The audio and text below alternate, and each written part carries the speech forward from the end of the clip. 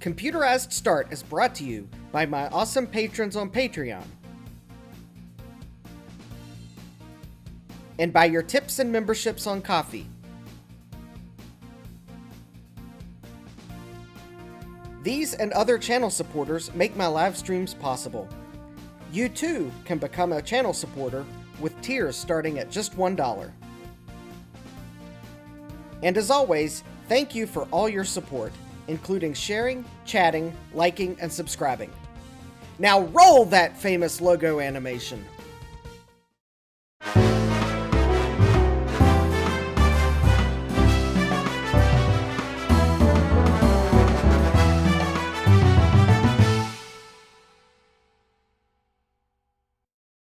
Good evening and welcome back to Computerized Start Live!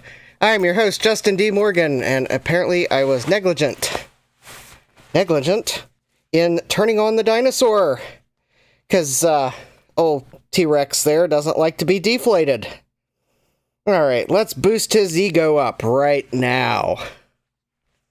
Yeah, there we go. He still won't be able to reach anything, but hey, at least he's got a inflated sense of roar in him. Also, I'm hoping I fixed the audio issue that's been plaguing me for a couple weeks. OBS decided to change microphone sources to some random default audio source, and well, yeah, I didn't know it until someone left a comment on a video, so thank you to the person that left a comment on a video. It was OBS changing an audio source. Jeremy says, TUSi or not TUSi? That is the question. Well, VCFEs or bust, goal, link is in the video description. We have GeoHam says thank you, and we have Jeremy's Vintage Hillbilly Shack in the chat. So, hi Jeremy and GeoHam. And let's see here, we got the VCF Easter Bust Goal. Coffee link is in the video description. And without further ado, there is another question that we must all ask. And that question is, what is it time for?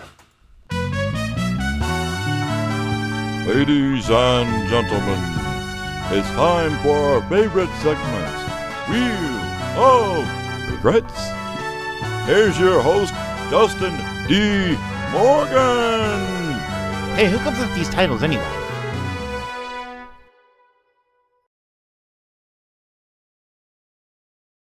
Yes, I do not know what microphone that OBS changed it to, but it was not this one. I'm looking for the crummiest microphone on my bench. Yeah,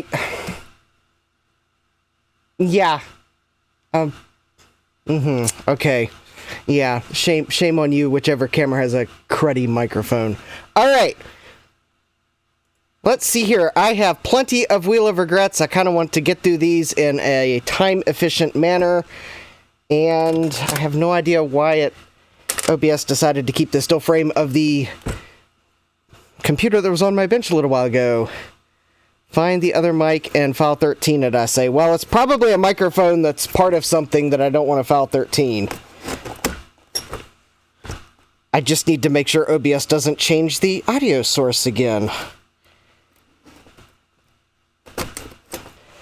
Alright, so this item comes to us from an eBay seller that is located in Florida. So hi to all my eBay sellers and viewers in Florida. I was wondering when the heater was going to kick on. Of course, it would kick on after I start live streaming, as it got a little cold today. Although the basement's like 57 degrees, which is tolerable. I mean, this could come from Florida, but we have a piece of kit for the streaming operations. I bought another VGA switch, like the first one I have. It is a 2-in 1-out VGA auto plus audio switcher with 1x2 DA. It comes with the user guide. Okay, so maybe it's missing the power adapter. I thought it was supposed to come with the power adapter. I bet it wasn't supposed to come with the power adapter. But there we go. We have the switcher. I've been wanting to have another one of these so that I could have another one of these. Oh! And hold please while I stop the timer. That timer is to remind me that it is almost time to place a bid on a potential eBay regret. Yes. Alright, so I have eBay up, and see, no one has bid on this item yet. Let's see here. Oh, yes. Jeremy says, side note, I went thrifting today and I found a DVD duplicator new in box for $50. I wanted to get it, but $50 is a bit steep for me at the moment. I don't blame you there, Jeremy, but I'm not even sure I would have spent $50 on a DVD duplicator, and DVD is allegedly my middle name. I know, that's going to disappoint a lot of people. I just realized there was I meant to start off Wheel of Regrets with an honorable mention. I guess it's not too late to pull up said honorable mention. Yes, and by honorable mention, it's an item that I almost bid on, but luckily I decided that it was not worth the price. Let's see here. So let me get this to where I can share my screen. And let's see here. Anyways, alright. So we're going to the honorable mention. What did Justin almost bid on, but decided not to?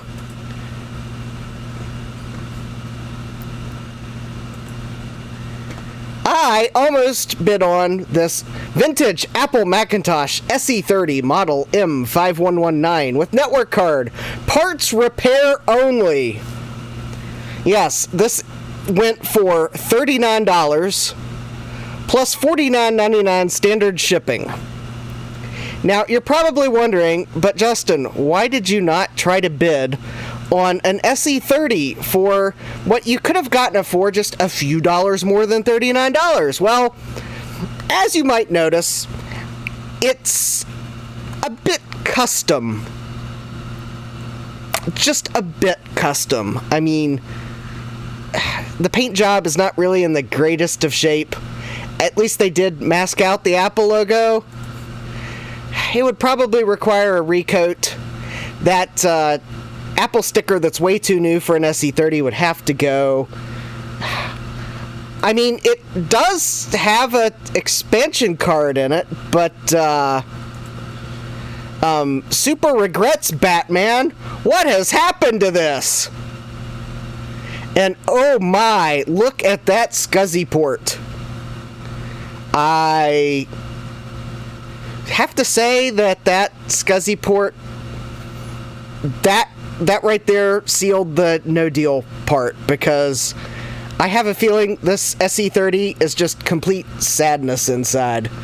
Because you know, if you know, you know, and you know that is probably not just simply water rust, but that quite possibly is from a battery that's gone off and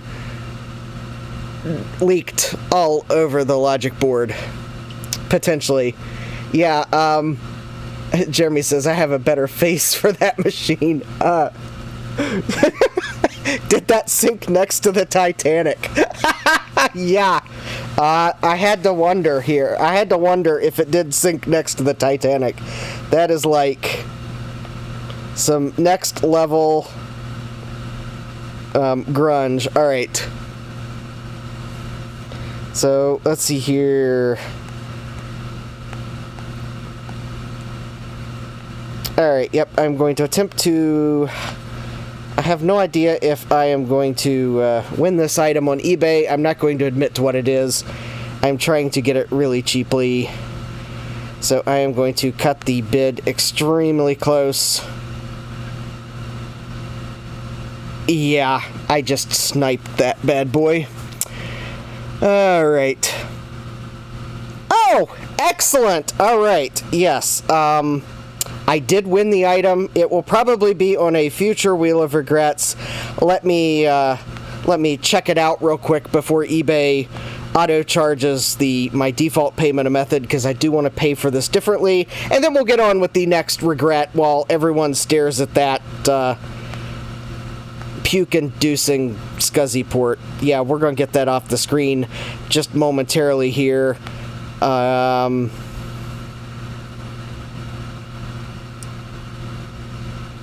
did click the button. The button clicked. Alright, and there we go.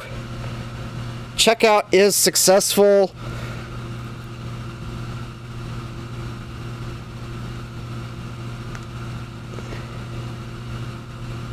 Uh-oh. Hold on.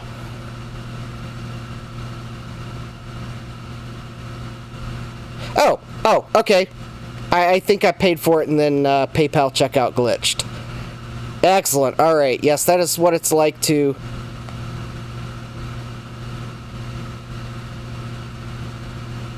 What?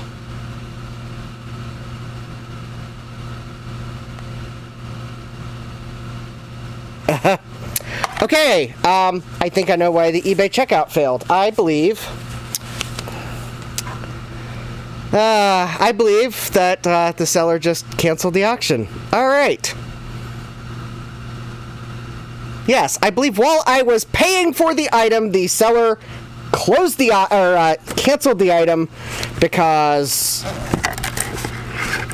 their boring monitor only got a bid of... My winning bid was $7.50. It was nothing special. I will just find another one. All right, moving along. Thursday next week. Let's see. Thursday of next week, I do not believe I'll be streaming.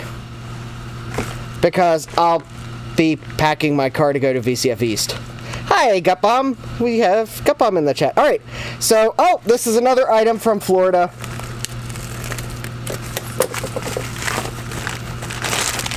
So, all right, we have a serial port header, and the reason why I ordered that serial port header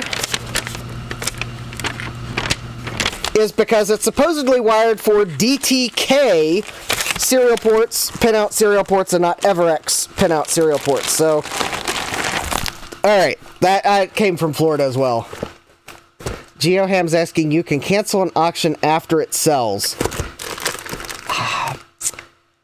Yes, you can cancel an auction after it sells. However, you do so with great risk to your eBay reputation.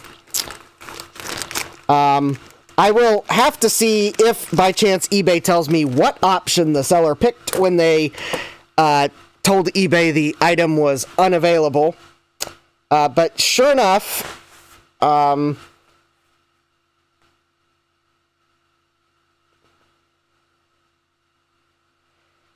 it kind of does appear as if they canceled the auction because... here we go! Order has been canceled. The order was canceled due to the item being out of stock or the item is damaged. All right. So, you can cancel an auction, I think, once in a 90-day period for that reason, or it could be 30 days, and it won't affect your eBay reputation. However, if you do that too frequently, I believe a second time in a 30 or 90-day period, I'm not sure which it is, eBay will actually charge you more for a 30 or 90-day period if you cancel items because they're out of stock or damaged too often. So that could be a very expensive lesson for that seller for listing an item, potentially listing an item for less than they actually wanted to sell it for. Granted, I probably wouldn't have bid on it if they listed it for $30 because it was a Dell 1080p monitor that supposedly supports 15 kilohertz input, and they're worth about $45 total. So I would have been buying it for $30. it wasn't vintage. So anyways, yeah. All right, our next item, after I gave you a little lesson on eBay sales, despite the fact I'm not an eBay sales channel, I'm seemingly an eBay buying channel. We have an item that comes to us from an eBay seller in California. In fact, Anaheim, California. So hi to all my eBay sellers and Disney fan viewers out there. Joe L. Oh, hi, Joe. Welcome. Joe is asking, was it a Dell 2001 FP? No, it was actually a Dell 2214B. Because there's a Apple II GS video adapter I was thinking of buying, and that's the monitor they recommend for it because it supports 15 kilohertz. So anyways, yeah. Jeremy says Disney is hurting at the moment. Well, I'm still going to, if I got viewers that are Disney fans, I'm going to be nice, so. Jeremy says Disney is hurting at the moment, but only a little, yeah. I mean, I have plenty of friends that are Disney fans, so I will, oh, this is a weird priority mailbox. All right, so we have an item that got packaged in a priority mailbox. All right, it is, oh, yes, all right. So this item, or actually these two items, have a 30-day warranty. So if they do not work, I can return them because I've had so much trouble with buying used Tektronix oscilloscope probes and them like failing very quickly. So I have, because you all probably know I've complained about the fact my Tekscope only likes Tech probes, and I have one working probe. I bought two P6139A probes. These are 500 megahertz voltage probes. They are compatible with my Tekscope, and they were, I think they were $50 a piece, which is somewhere between 40 and, no, actually they might have been $40 a piece. I think the seller was listing them cheaper than they normally go. And they had a warranty. So I'm like, okay, that will be good. I can't stand the fact that I have only one working probe for my oscilloscope, and it's a really weird probe that is for special occasions. Jeremy says, I'll watch anything vintage Disney, not this, not the newer stuff. Yes. All right. So this next item comes to us from an eBay seller from Colorado.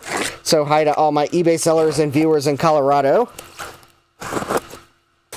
Now, as I get on with some of these boxes, you are going to notice a possible trend. Oh, wait. No, this is not from eBay. Duh. All right. Well, I'll still acknowledge it. This came from Tashtari's coffee shop. This is not an eBay purchase, so hi, Tashtari. It's the TashTalk II Raspberry Pi hat kit. I did not buy this off eBay. But anyways, there we go. I think this lets you hook a Raspberry Pi Zero to a local talk network using either like a phone net or an Ethernet. So, yeah, there we go.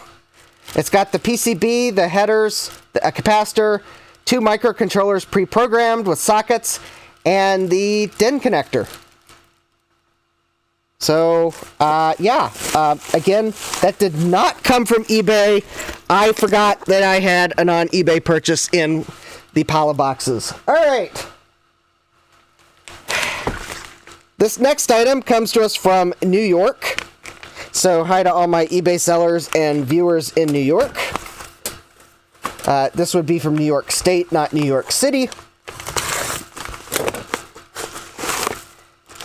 Oh, there we go. And this is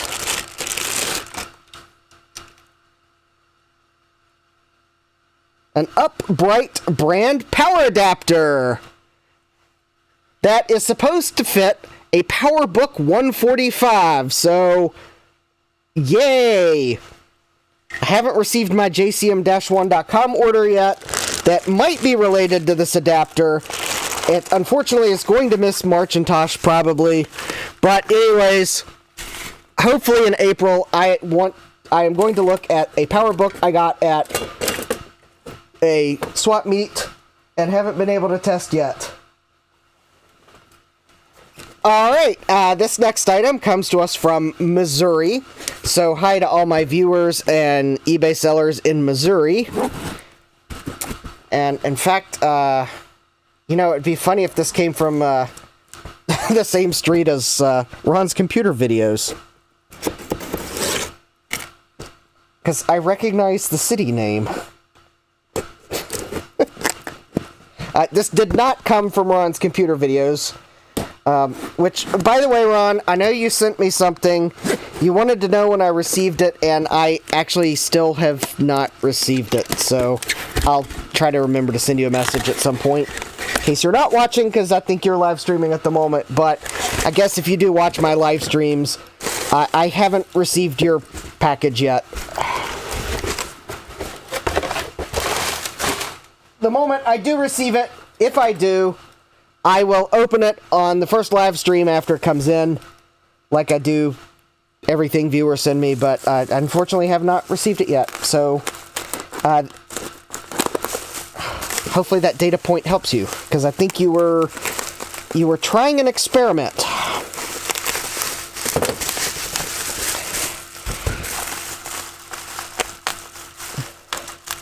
Capcom is live. All right. That explains why you haven't been guessing if that's a VIC-20. Alright, I don't quite remember what in the world this is. What did I... Oh! That's right! I was about to say, what in the world did I buy? Alright! This is a VRAM card for certain PowerMac computers.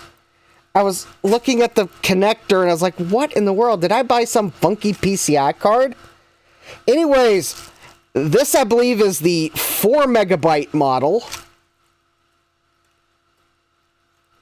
Which means that I think it's got 2 megabytes on board. And these should be 512K VRAM sims. And I bought this. Cutbomb says, if that's a Trident card. Actually, there is a Trident card I want to buy. A few coffee tips would help, like, encourage me to buy it, because it's, like, overpriced for what it is, but it's a Trident card for a Mac.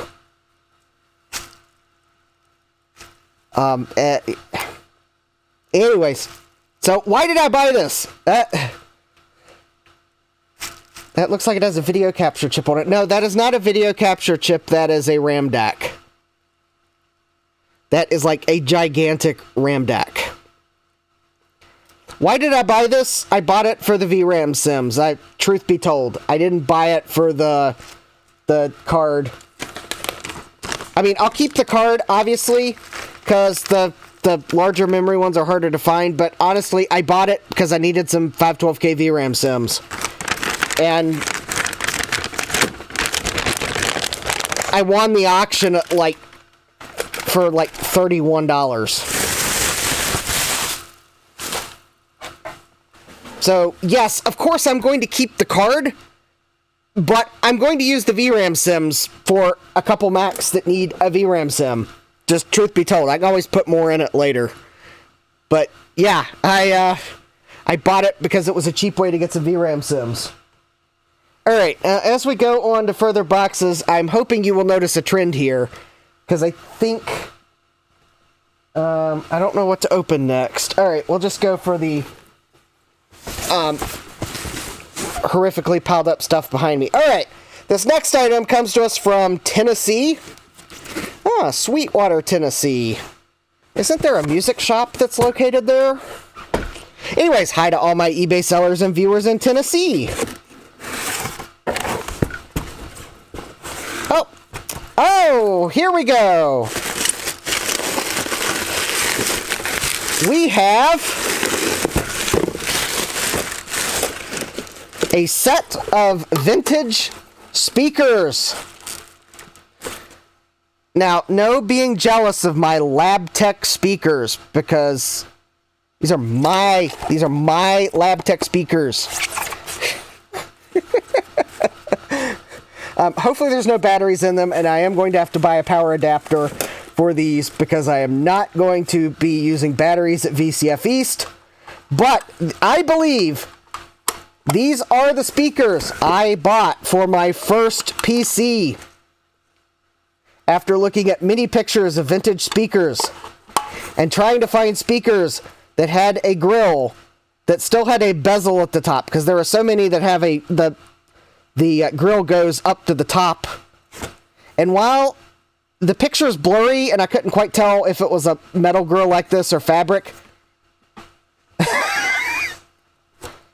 well, you still can't have them, Jeremy, even if the sound quality is atrocious. But yeah, I think these are what I had on my first PC. They probably are going to be absolutely atrocious. I'm going for authenticity, not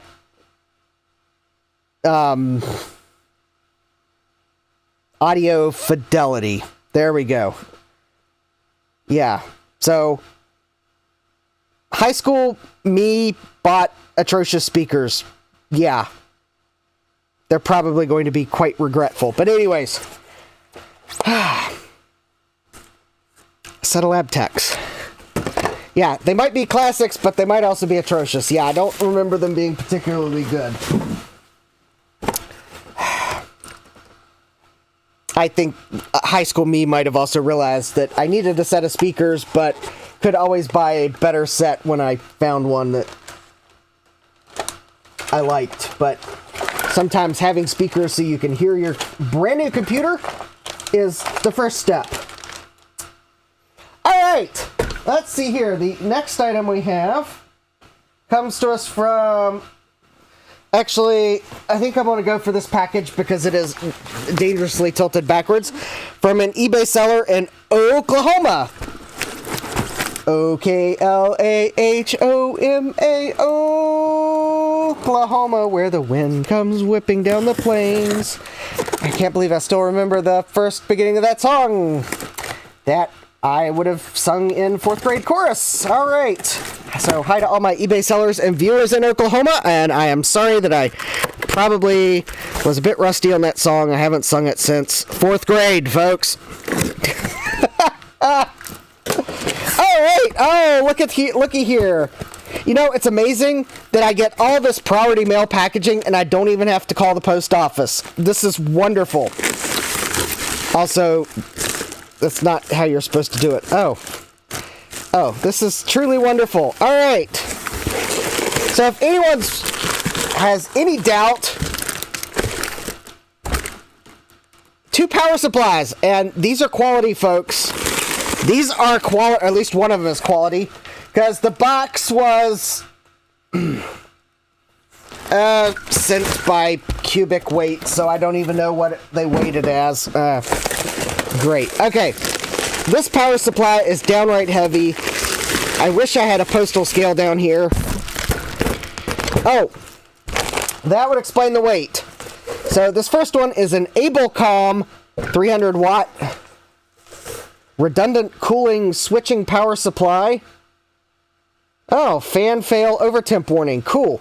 I believe this is from Supermicro's power supply division based on the logo. This thing is like heavy. This is probably a good quality power supply. And it has all these fun connectors. I mean, this thing, I could probably power a small battleship with it. I don't know. Who's Ablecom? Yeah, I think the Supermicro, I think they're related to Supermicro. Alright, and this other power supply, I mean,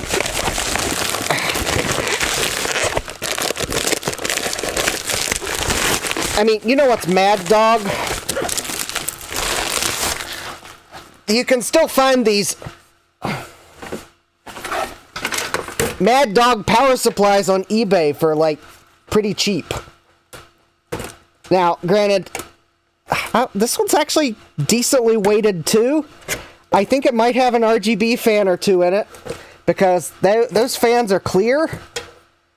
Kind of almost wants to make me test this out and see if I did actually manage to get an RGB fan. So if you will hold on one moment, I am going to see if I can find the power cord. Oh, hold on. Okay, we'll have to test that later. I don't know what I did with my power cord. I moved it somewhere while I was testing computers this weekend. My mic is being in overdrive. Hi, Socket Wrench, welcome. Let me see if I can dial it back a little bit. I don't want to go too much, but... Oh, maybe I did bump... I might have bumped the gain. Is that a little... Oh, we're still peaking. Hold on. Audio capture input. I don't want to go too... Expander, compressor, limiter. So we're limited at -1 decibel. Compressor, expander.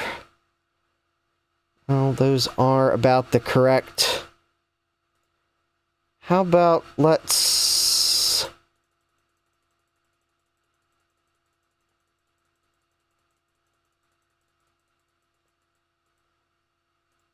How about that? Is that a little better? I tuned the compressor down, so at least I'm not peaking at -1 decibel. Jeremy says, I would rather suffer some clipping than not be able to hear you. Oh, was it actually clipping?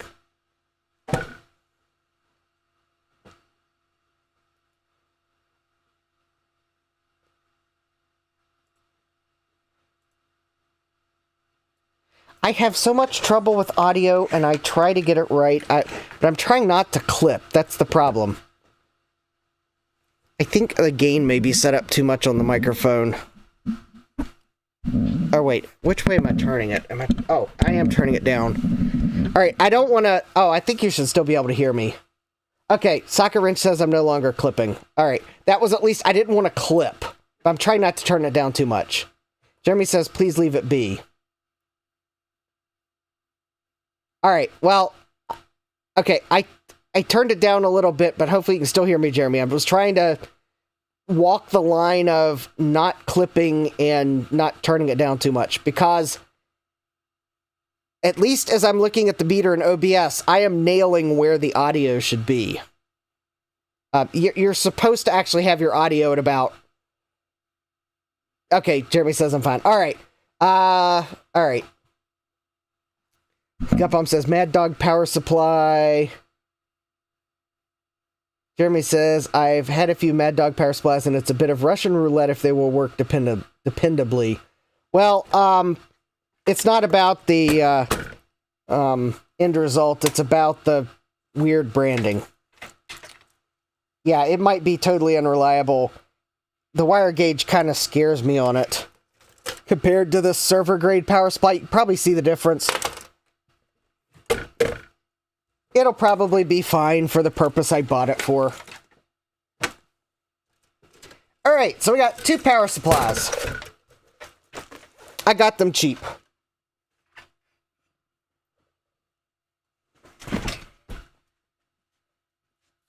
Alright. Alright, let's get this one last big box that is sitting awkwardly here. So this comes to us from New York State again, so home defense. Yes, if someone breaks into my basement tonight, they are going to get whomped with an Ablecom power supply. Because the wire gauge is sufficient, and the power supply is heavy enough that they'll be retreating.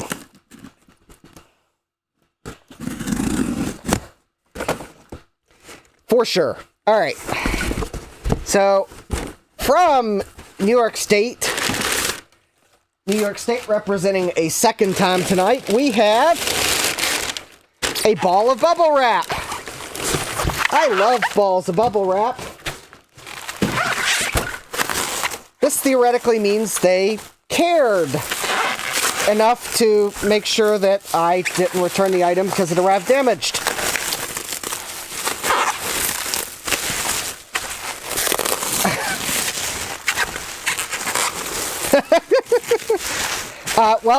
Jeremy, that would be all the more for trace evidence to figure out who broke into my basement to try to steal my VCF East exhibit. We have a set of... Jeremy says they used my preferred method of shipping. Yes. They wrapped it in shrink wrap.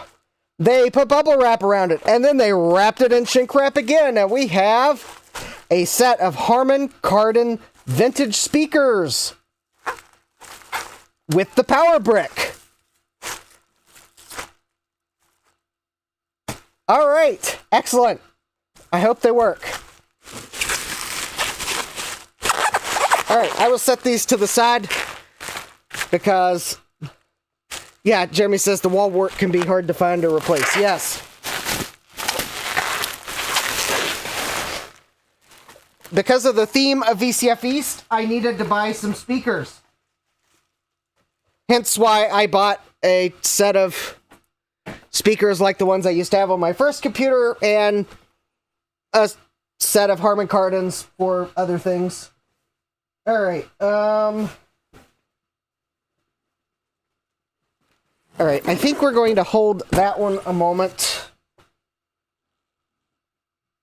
No, actually, we're not, because I'm actually not convinced that the next box down is the one I want to open next. All right. So this is hopefully not an AT&T corded phone like the box says.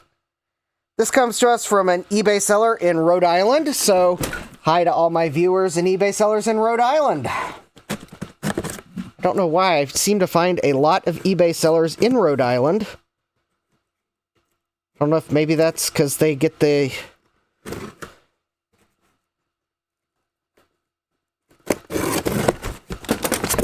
get stuff from elsewhere. Oh, all right.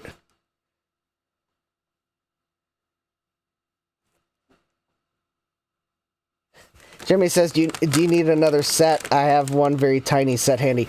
I think I'm good on speakers, Jeremy. I hope I am. All right, so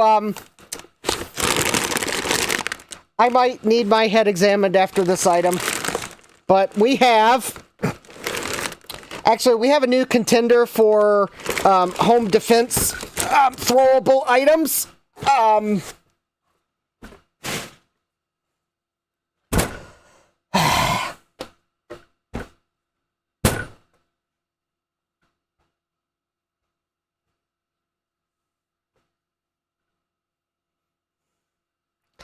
We have a controlled data company. Jeremy's asking, is that Shugart based? You betcha! I believe this is a Ren 2 drive. The days when they named hard drives after birds. Hawk drives, Ren drives. Sometimes I wish they'd go back to that naming scheme. Anyways, yes, we have a magnetic peripherals 94155-86 drive. It's a Class A peripheral computing device. It is also a, assuming you could fit this in your pocket, it could be considered a concealed weapon, because this thing weighs a figurative ton. It has a lot of ominous marked things here. But I'm not too worried about that. I'm more worried about the fact that it works at all. But I think this is the equivalent to the Seagate 4086 drive. Gutbum says the Jazz is my favorite bird. Yeah. Oh, hi, Thomas Armstrong. Welcome. Yes, I think this is a 70 megabyte hard drive. But anyways, yes, it does have a very cool faceplate on it. It will go nicely in my IBM XT, even though it is maybe just a bit bigger than it would have come with. And yes, here we go. We got the power, and yeah. I do not have a controller card yet that this can plug into. But we got it. It's my first MFM hard drive.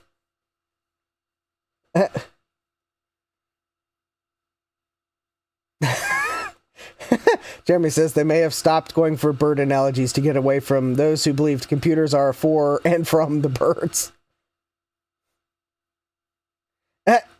Jeremy says, if you get the right person, they may start looking for the eject button to put a CD into it. Yeah, I know. I thought the faceplate looked cool.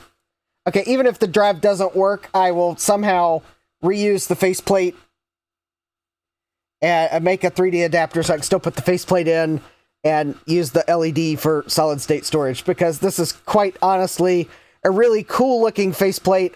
It will suit the IBM XT well, even if it is a bit bigger than IBM would have shipped. But hey, I think I got a pretty good deal on it. Alright, so the next item, which, well, the REN drive is going to hang out on the bench for a while. Well, you know, I am somewhat curious if it'll spin up. Alright.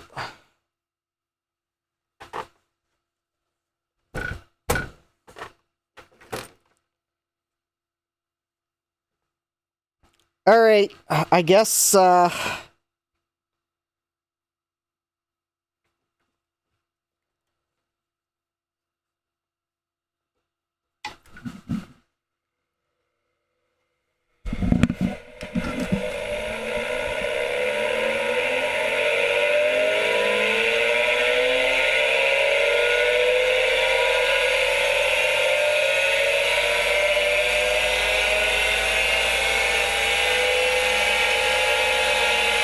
Three, two, one, liftoff of the Space Shuttle Columbia!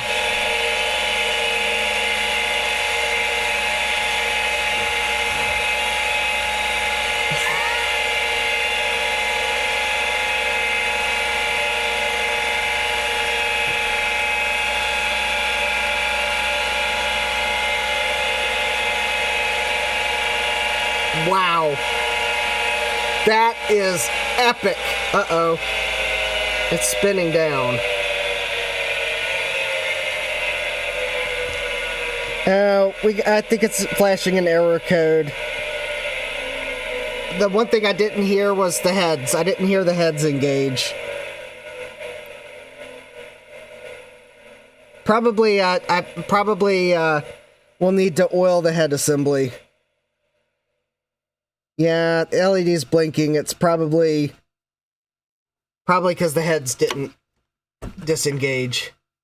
Yeah, there was no head activity. I'm pretty sure we would have heard that, given how epic the motor sounds. But the good thing is that means the drive, if the drive was parked, it should still be parked, because the heads didn't move. If the heads weren't parked, then, well, we're in trouble. I guess at some point when I look to actually put this in the IBM, oh, the faceplate's got a crack in it. I'll have to glue that. I guess I'm going to have to try to figure out where the head stepper motor is, because it's probably going to need a few drops of oil. But anyways, wow, that was pretty epic. Hey, worst comes to worst, I have a load for power supply testing. Jeremy says percussive maintenance. Only if absolutely necessary. I want to try to use this drive. I've never had a drive that sounds epic. And that sounded epic. I mean, after all, when it spins up that epically and you can make jokes about it launching into space or flying away like a bird, ba-doom boom. Yeah, we're going to use it if it works. Let me set it in a safe space.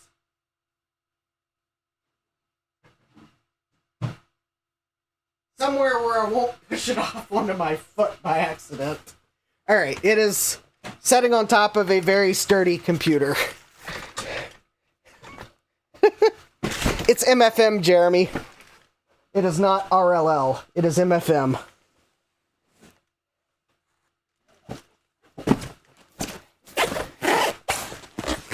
All right.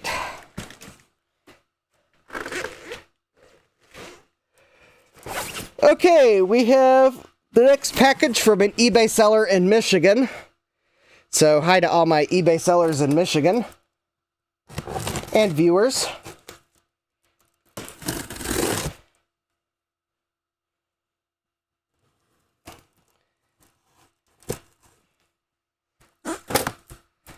Jeremy says, I'm going for one of those DRIM devices. Well, I happen to like the sound of actual spinning rust, even if it will eventually fail. All right.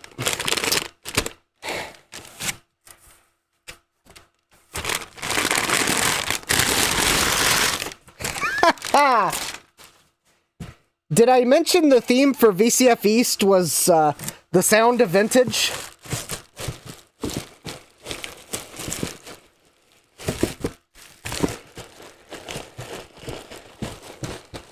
Alright, so we got one power brick, two power bricks,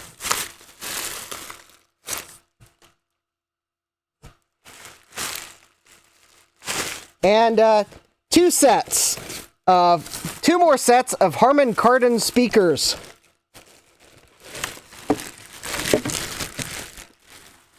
Alright. There we go. So this gives me 3 sets of Harman Kardon speakers, a set of the cheap speakers like I had on my first computer, and I still have a beige set of Gateway 2000 speakers that if I still don't have enough, I can take those. So that is 5, potentially 5 sets of beige speakers to color match systems. So, yes, no matter how many computers I actually end up taking, I have speakers. I have enough speakers. We will have very nice sound because I want it to look nice. So I bought Altec Lansings. All right. Next item comes to us from an eBay seller in Wisconsin. So hi to all my viewers and eBay sellers in Wisconsin. Jeremy says, Justin be bumping at VCF East. Yeah. Surround sound, Thomas says. Yes.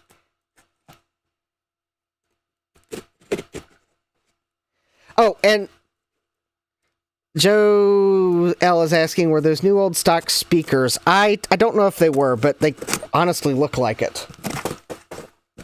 They kind of looked like they'd never been used, so. Anyways, the important thing is they all have headphone jacks on them, so if anyone has their own set of headphones to listen to the various computers, they can plug their headphones into those speakers, which I thought was an important consideration. So, because I didn't really want to have to buy headphones and sit there all day sanitizing them, so I picked speakers. And they've got volume knobs, so we can adjust the volume as necessary. So is this just going to be me and I was like, well, it'll have speakers. All right. So this next item is where's Retrotech Chris when you need him to see the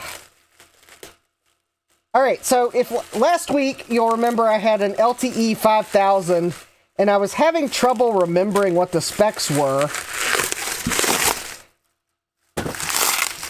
Well, that's because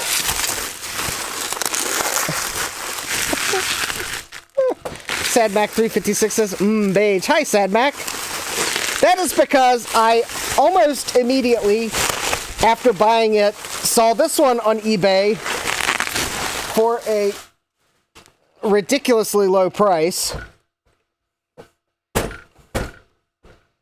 And when I say ridiculously low, it's like the price that you know that if you don't buy it, that someone else is going to buy it because Obviously, the person selling this just wanted it to be gone. Although it does have a problem, which is fine. I bought it for parts anyways.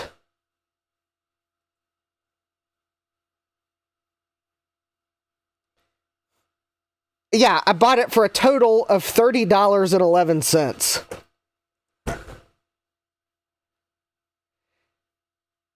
Jeremy says, one set of Altec Lansing 2.1 speakers with the power brick for $8 out the door, and they work fantastically. That'd be a great deal, Jeremy. In fact, I'd almost... I would almost be tempted to fall for a deal like that. Just for another set of speakers, if... Alright, so we have an LTE 5280. It is missing the track point nub. The keyboard could be garbage. Yeah, beige styling, yes. It does not have a battery in it.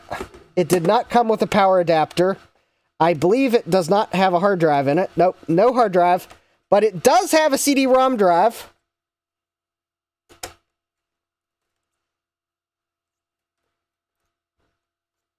And I believe...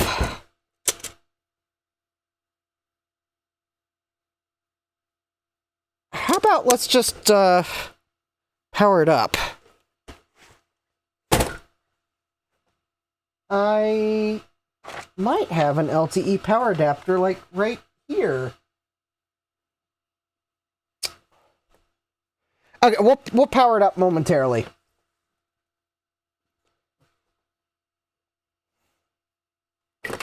And by momentarily, I mean, yeah, I kind of want to see that it did survive shipping as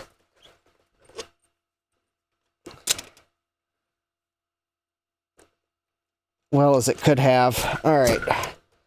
Let's see here. There's the... Hold on. I'm trying to see if I can see the LTE power adapter.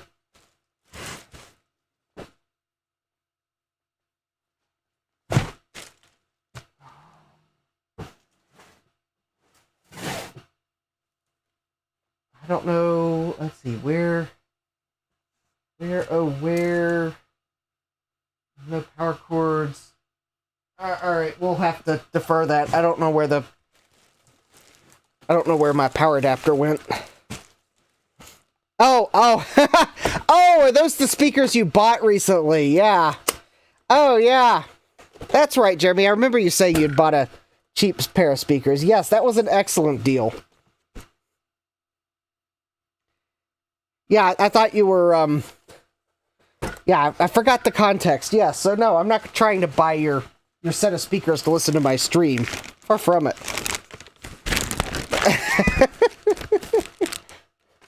Alright, so this next item comes to us from Pennsylvania. So hi to all my eBay sellers in Pennsylvania.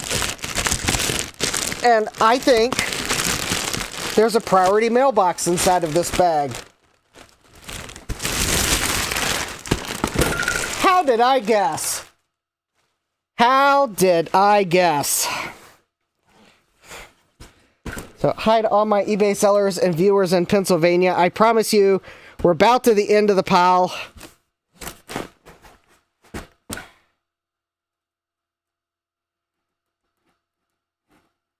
Where I bought some speakers for VCF East. I bought some cheap parts.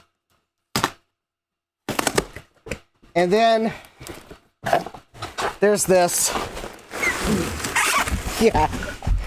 Yes, I forgot temporarily, but then I remembered you had mentioned that, so. Yes, if I saw a set of those speakers for $8 at a thrift shop, I would have bought them too. Although I did buy some stuff at a thrift shop recently, but most of it was houseware stuff, although some of the houseware stuff might be on my VCF East table. Alright. We have, because beige is trending here, we have an LTE Elite 475 CXL. Beats me what the L means.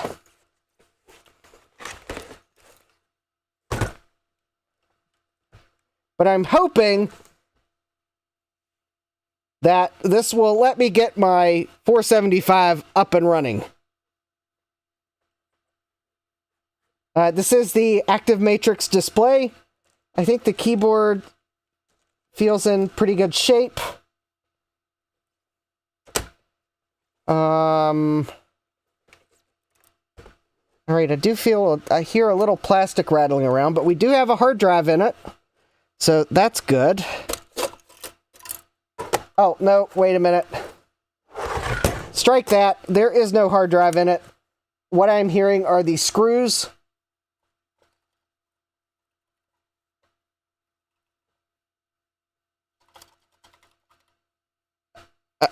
Okay, I'm hearing something rattling around in there. Okay, so I have an empty carrier for a hard drive.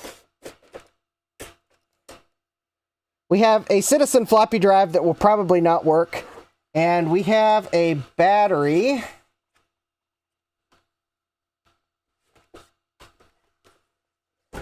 Uh-oh.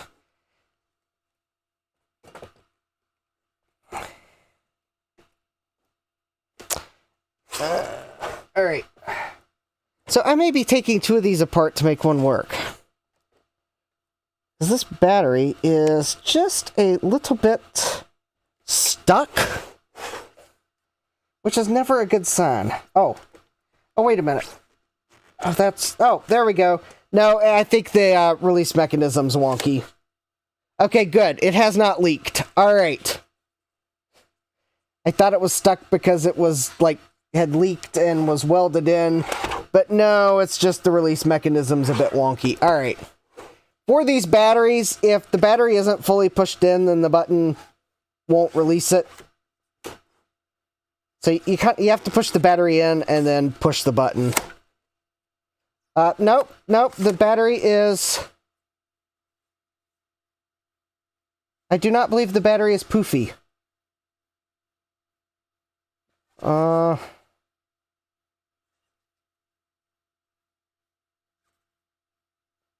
It does not appear to be swollen, because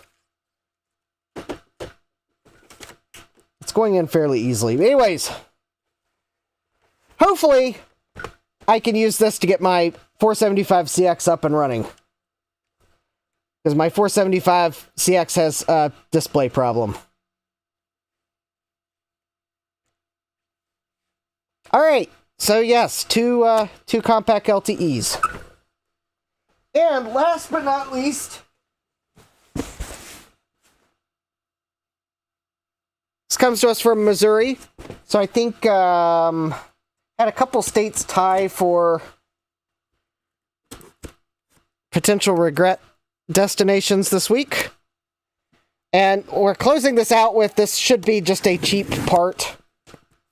Because there are some times when I'm browsing eBay that someone lists something so cheaply, and I'm like, okay, I could use one, I'll bite. And it's exactly... Oh, Joe L says maybe he has a larger display. Actually, that's a good theory. Maybe it does have a larger display. So, last but not least... Because I was browsing eBay looking for stuff, and yeah, it's an Apple 5 1/4" floppy drive. And it was like, I don't know, it was like 20 or 30 bucks total. It was like, yeah, I could use a spare one. So if I was a fish, I would have been on the hook. That's for sure. Yeah, it's an Apple 5 1/4" drive. Enough said. So there we go. Those are all the regrets, potential regrets. Actually, everything seems to be in non-regret state tonight. Stuff for VCFEs, cheap parts. Parts for a few projects. The honorable mention of the Mac SE 30 that I did not buy because the rust pouring out from around the SCSI port made me believe that it had visited the Titanic and back. Or probably had a very leaky battery. So, yeah, there we go. And now, after I've spent oh, okay.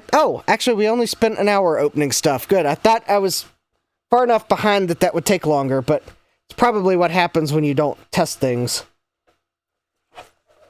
Actually, here's a good question. Is that a larger screen? CXL.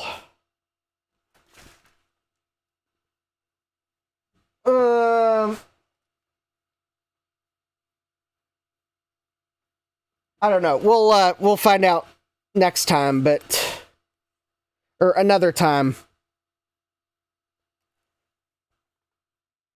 Although I almost do want to at least power these up to make sure they're working. All right, let me grab some power adapters. I do at least want to plug in the compacts. So let me go grab power cord, power adapter.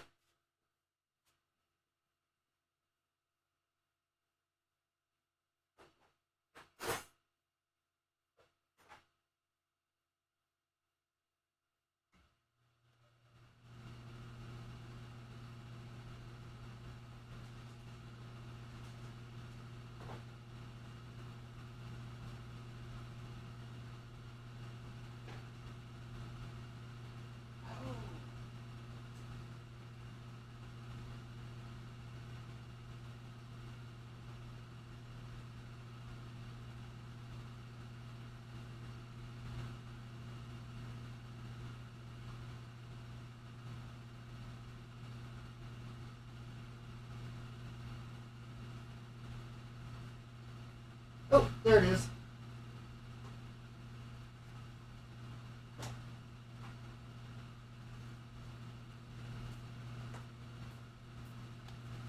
All right. Good catch, John. Or Joe. Can't read the screen from that far back. Yes, all right. So I went and grabbed my LTE Elite 475CX. Good catch. Yes, the L is for larger screen. All right. I did not remember when I bought that how big the chin is and forehead and sideburns are around the smaller display version's screen is. Yes, so hi Jesse. Yes, I picked up this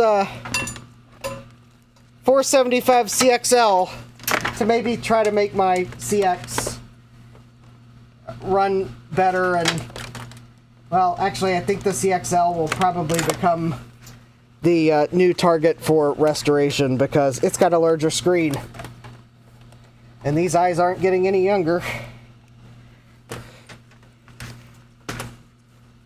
Granted, I don't know if that means it's any higher resolution, but anyways. All right. So I have plugged in the 475 CXL. I do see we have a battery LED on the front. That's a good sign. That means it's a good rebuild candidate. Jesse says the CXL is still 640 by 480. All right, well, that means it'll be easier to read. All right, and we've got a power. And let me plug in the VGA cable. Although I don't know if I can mirror video in the BIOS. All right, we are counting. All right, we have 8 megabytes of RAM. CMOS checksum invalid. Oh, I do have a video signal on my multi-sync monitor. But we are not outputting video to it, so that probably means...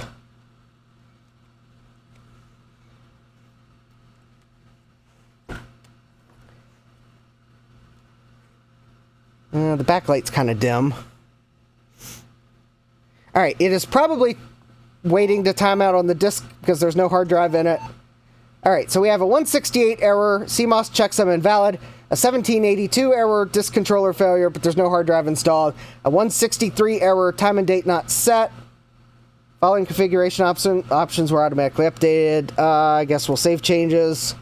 And do we actually have a video out? Oh, yes we do. Oh, and hold please. I'm gonna press the button there.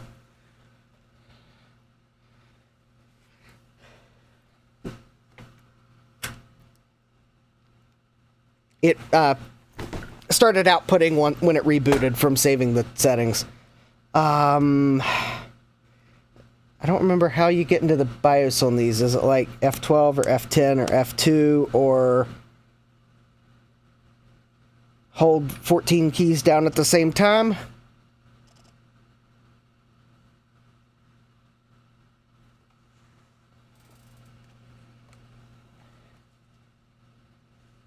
I wonder what the chances are this will boot.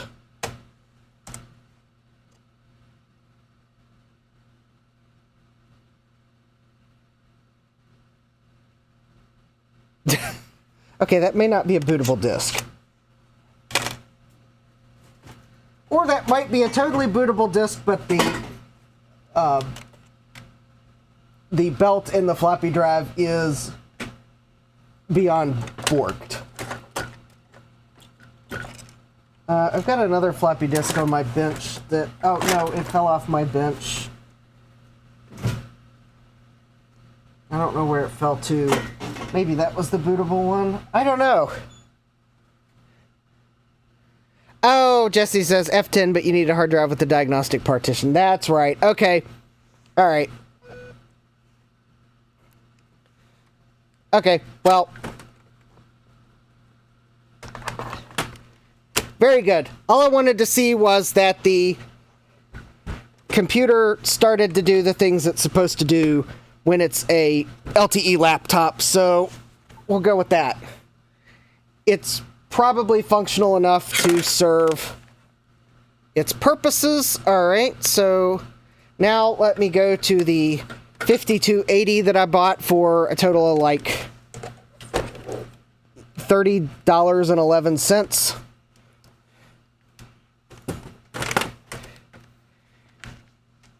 In fact, I think I found this thing so quickly after it got listed on eBay, I don't think anyone on the LTE and Armada Facebook group even had a chance to see this.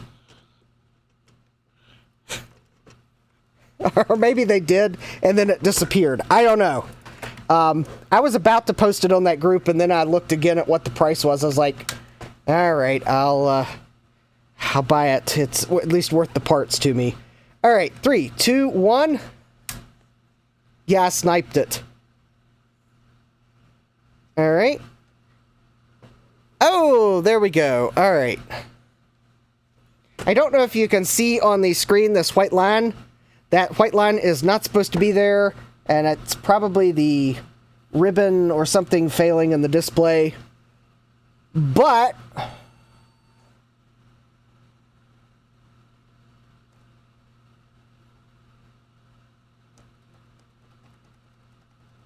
we do have 48 megs of RAM.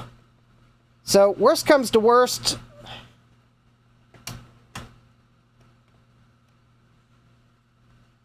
I could probably snag the RAM. You know, I should have probably grabbed an LTE hard drive. But anyways, I think this basically... I bet the seller had a hard drive to put in here so that they could get into the BIOS. But anyways, alright, so... the screen's got an issue, but there's 48 megs of RAM, and it had the CD-ROM drive.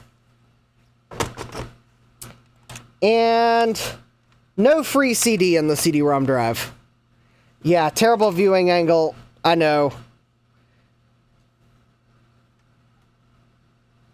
It's probably a parts laptop anyways. Anyways, oh, hi Mega, welcome.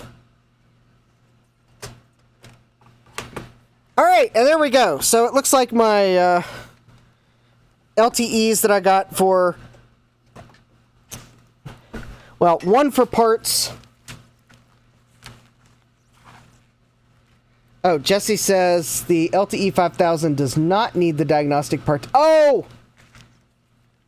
Okay, let's go into the BIOS then. I know what the problem was. I just didn't wait long enough for it to time out. That was the problem. It's got a timeout for no hard drive. That's right. I forgot. The LTE Elites require the diagnostics partition to get into setup even. The 5000 you can still get into setup without the diagnostic partition. But you can't get into Compaq Diagnostics without the diagnostic partition. Yes, I believe that is an improvement Compaq made. Problem was, I didn't wait long enough for it to time out on there not being a hard drive. So I gotta wait for it to time out. That takes like 30 seconds to a minute.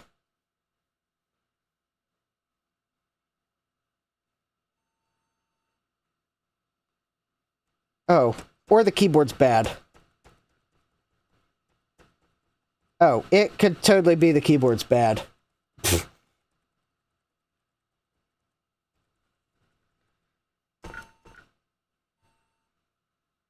Oh! That went into setup anyways. Alright, weird. Alright, can I get the screen to mirror? No.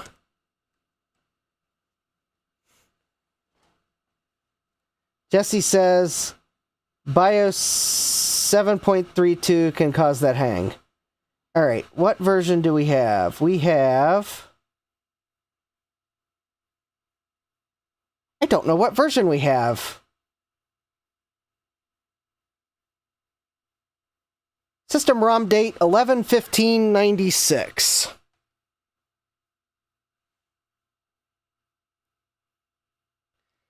Chris says, BIOS shows in top right on boot.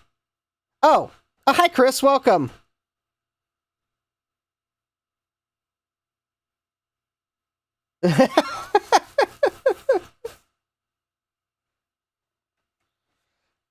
So Chris, I bought this 5280 for the whopping price of $30.11.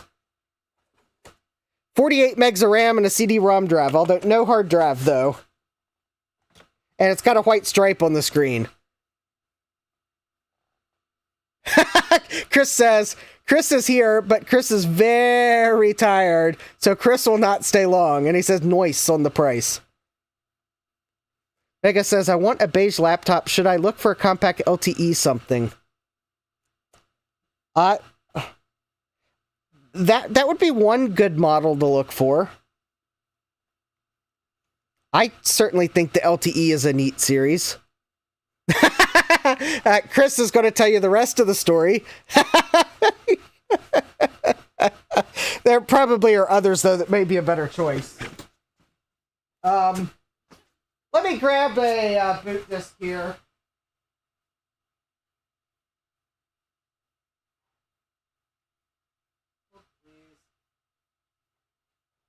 That's the one I used.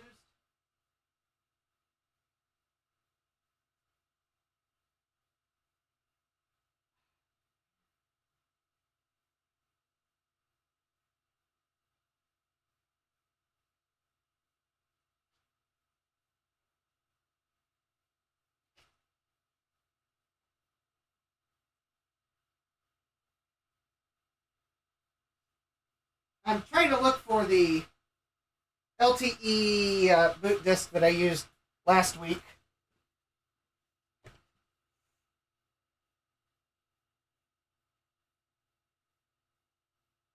Oh.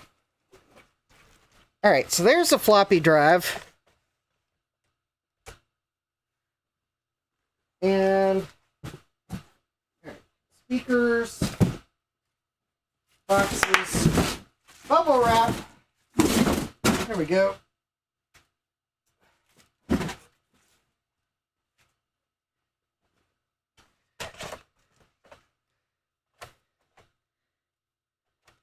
Oh, hold please. That is the floppy drive that does not work, so let me go grab another one. Oh, there's the one that works.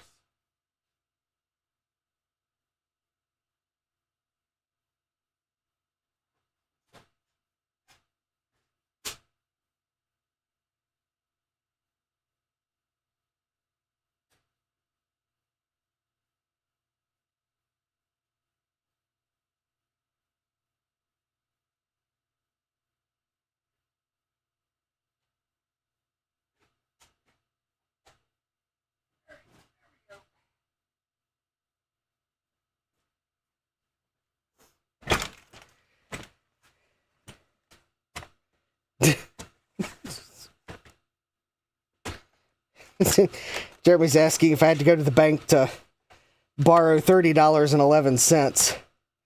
To which, I don't know, an extra penny, Jeremy, and I would have had to take out a mortgage to buy it.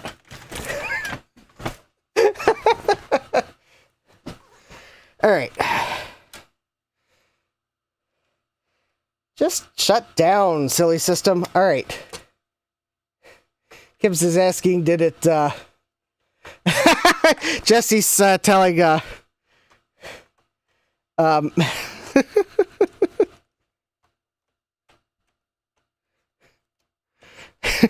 Jesse says, if you want to up your glutton for punishment game, get an LTE 286.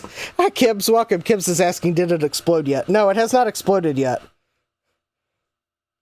Oh, wow. This is version 5.5 of the BIOS. That's old. We're going to fix that.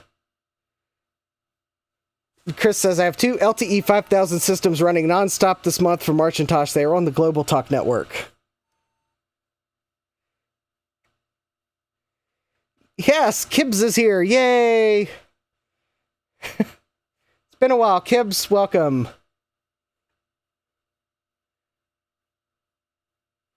Jesse's telling Meg, the Compaq Armada 7300 or 7700 series is beige as well. Alright, so we are booting from a boot disk. I'm going to see if I can maybe screen share. Oh, there we go. It'll let you mirror the display as soon as you're actually booting into something. Alright, we are going to update the system ROM.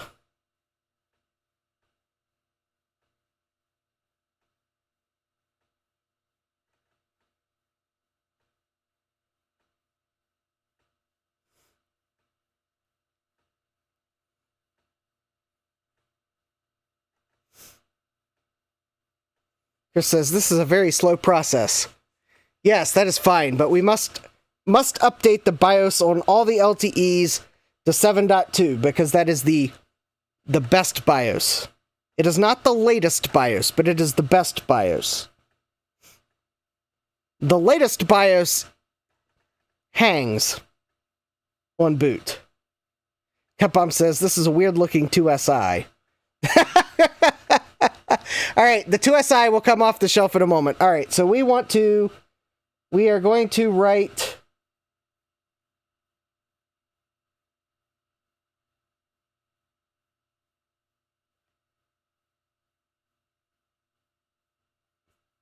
Do we want US SE DK FI BR? No, I think we want US FR GR IT SP NL. Yeah.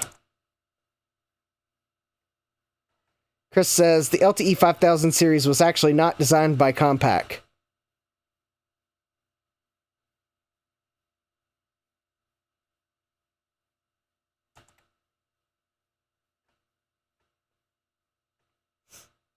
Yeah, it was designed by an OEM.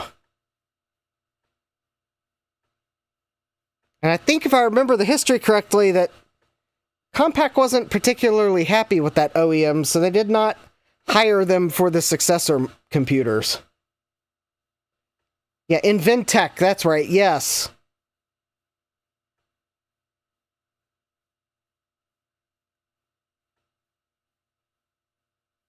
However, I think some of the computer reviewers at the time did appreciate the reliability of the LTE 5000 series, but Compaq was not as pleased. From what I remember, I think they went with someone else for their, I guess, the Armada series.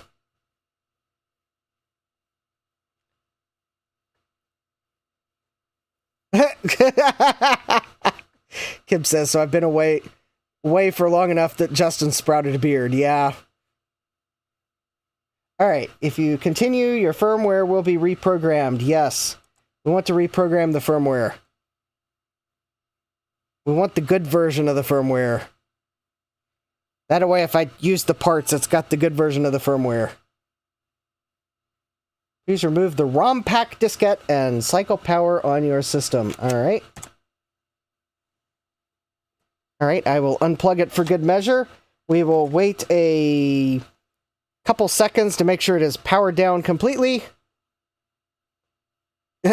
CDI says, we want to encourage and evolve the firmware. Yes. Hi, CDI. Welcome. Jesse says, cha-cha-cha-chia. All right. Okay, that was a very weird noise that came out of the speakers of this laptop, but... Oh, there we go. There we go! Version 7.20.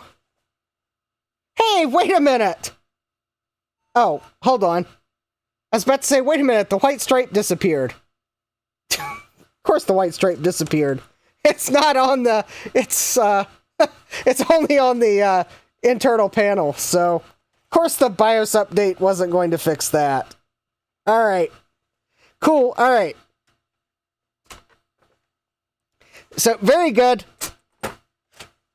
I think this LTE is, well, working as good as it can with a LCD screen defect.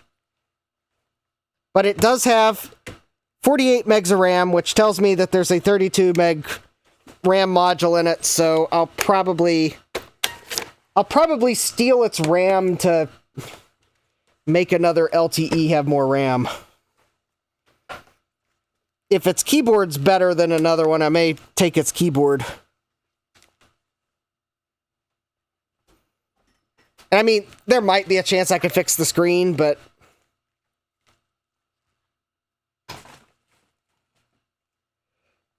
Anyways, it was worth $30 for me to have another CD-ROM drive and a 32 meg memory module for it.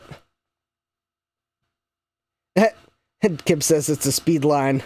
The more white streaks, the faster it is. Yeah. Chris says totally worth $30. Yeah. I mean, even the plastics are in decent shape, so I could totally use it to fix something else, probably. Oh, cool. And it's a 6-speed CD-ROM drive as well, so very nice. Hi, Callan. Welcome. All right. So now that I've gone through the... we've tested the two LTEs that I got on eBay. Oh, Chris, I think you joined after I was showing it off, but this LTE Elite is the L model. So it's the the 475 CXL. L for luxury, I guess. So hopefully that will come in handy for getting this one to run. Or more likely, I'll pull the flash floppy out of my 475 CX and put it in the CXL, put the RAM upgrade in it too. But anyways, all right, let me go get the IIsi and we'll start Macintoshing before it's April apples.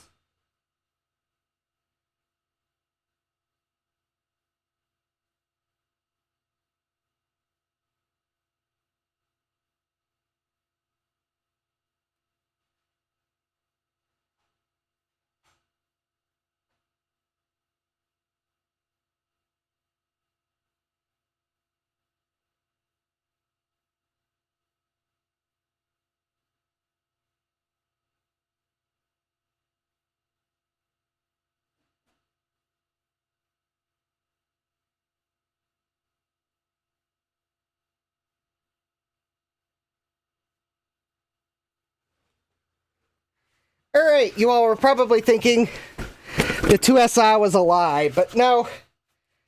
We just had to get through Wheel of Regrets. Alright. No more white glove treatment, because it's kind of disgusting inside. There we go. That's better. Yeah, something's fishy with my IIsi. Although, fortunately, it doesn't look like it went to the depths of the Titanic. CDI says... oh, hold on. Kib says, L for line on screen. CDI says, they make great headless laptops. That was my first quote laptop. Yes. All right, so I have caps because we have a Macintosh IIsi. The case looks nice, at least. So there's the side of the case. Here's the back of the case. I'm feeling more secure already. We have the other side of the case. Mega says, fishy, cap juice. Sadmax says, fishy is bad, yes. Alright, we have the clips that are still attached. So, luckily, I think the IIsis were made before Spindler cost-reduced the plastic.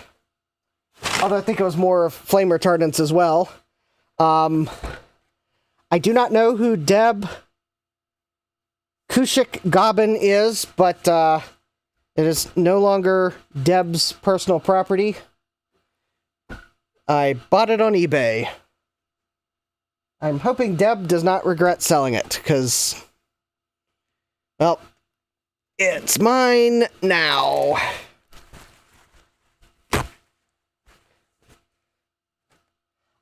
The first thing we're going to do, since luckily it's not, like, permanently engraved, is I'm going to, oh wow, okay. I thought it would come off easier than,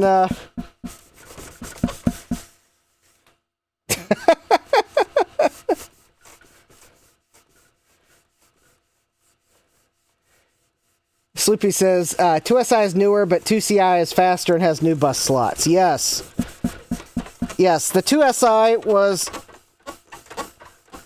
deliberately made worser so that it did not steal business from faster Macintosh II models. And hi, Sloopy, welcome. All right, there we go. The former owner is almost a faint memory now. Word of the wise, if you have something that you want to mark that it's yours forever and ever and ever, permanent marker is not so permanent with a little bit of isopropyl alcohol.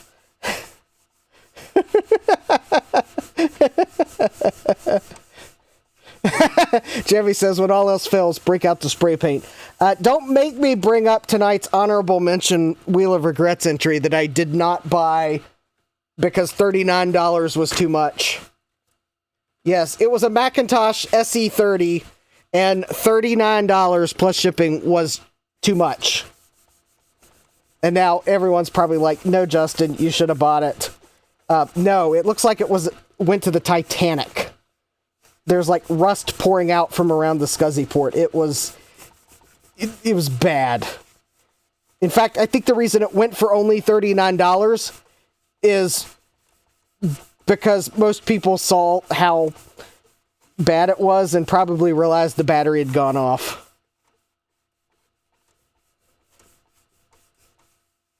Oh, there we go.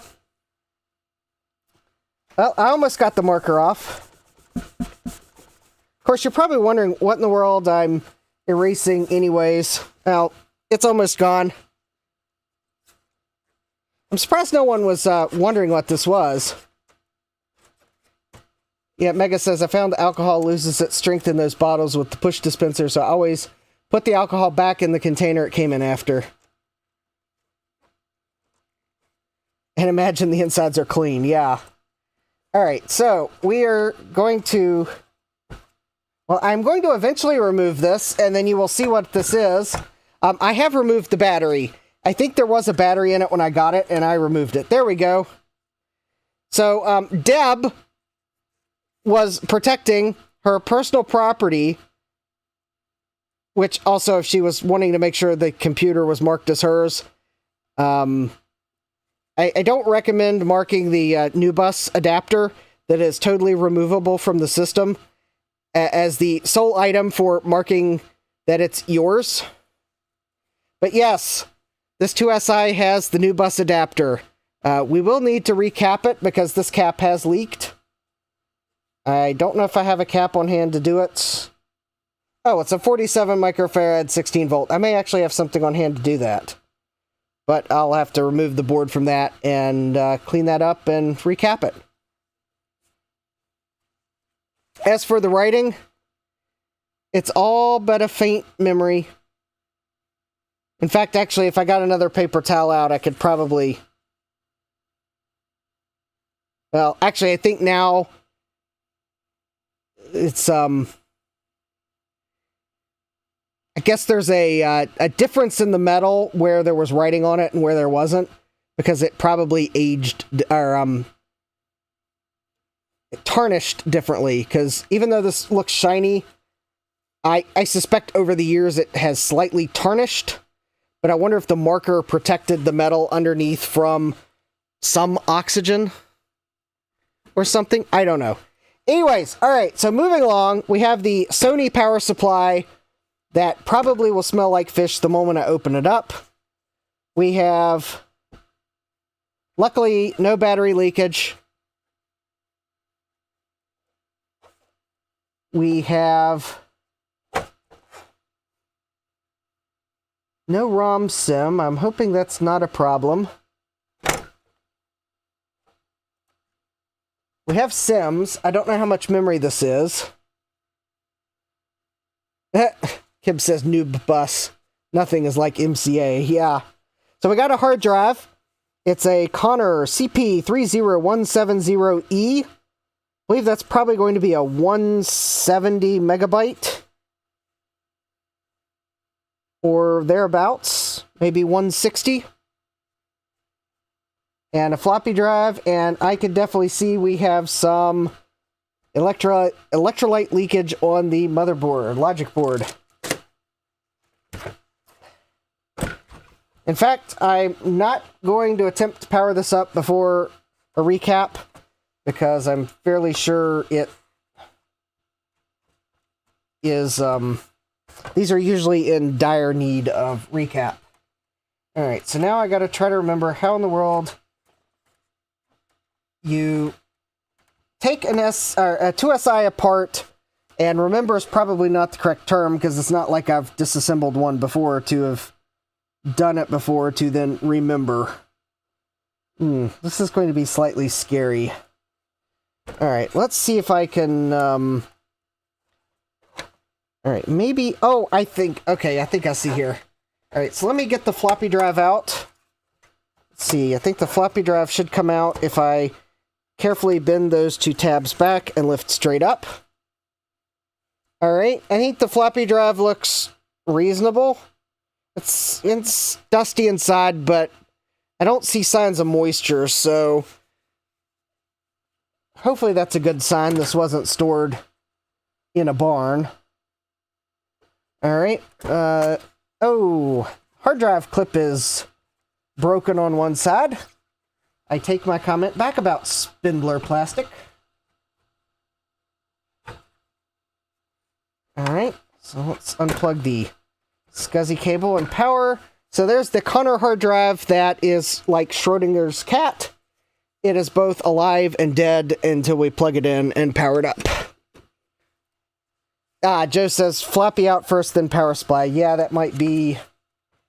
Looks like pressing this tab... Oh, there we go.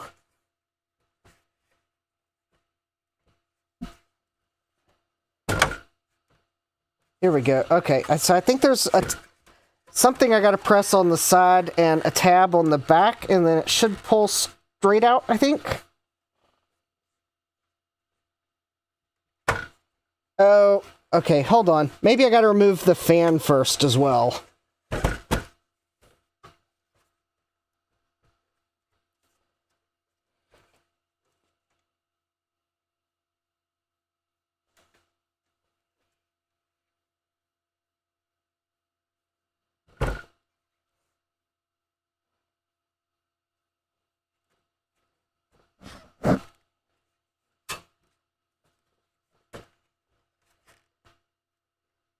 No. Oh, maybe...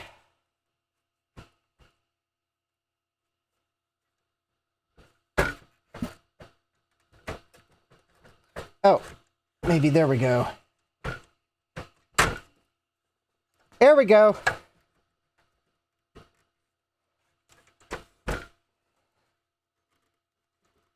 Kib says never assume should with an Apple. Yeah. Hold please.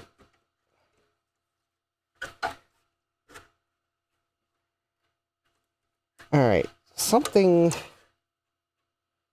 Ew. Okay, I see why I had so much trouble getting the power supply out.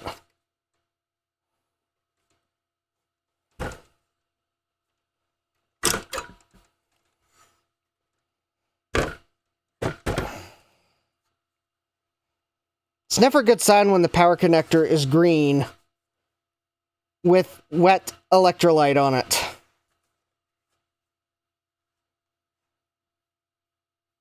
Ew. Gross. That's probably electrolyte from the power supply. Alright, of course, the logic board's not too hot either. Let's see, the fan should pull straight up. Now that the power supply's out.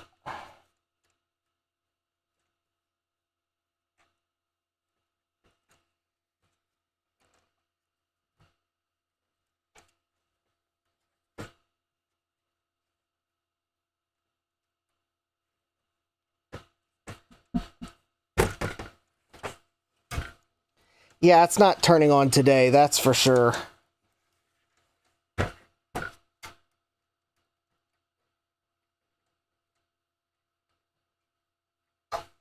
All right.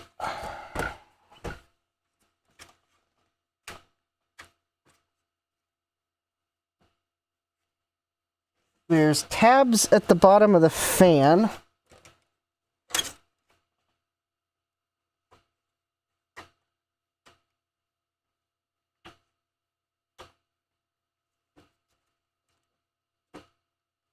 Okay, I think I got the one side disengaged. Hold on. Oh, there we go. Ugh. All right.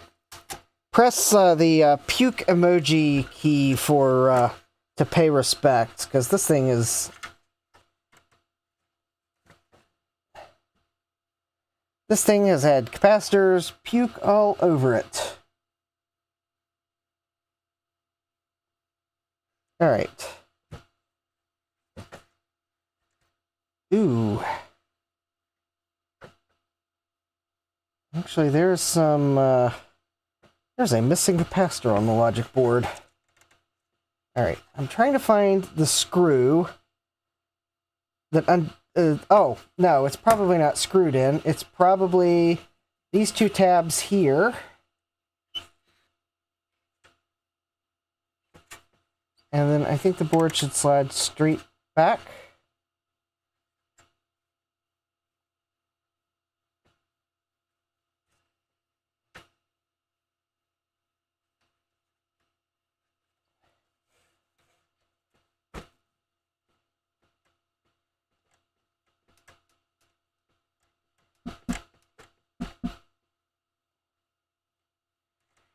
All right, we are stuck on something.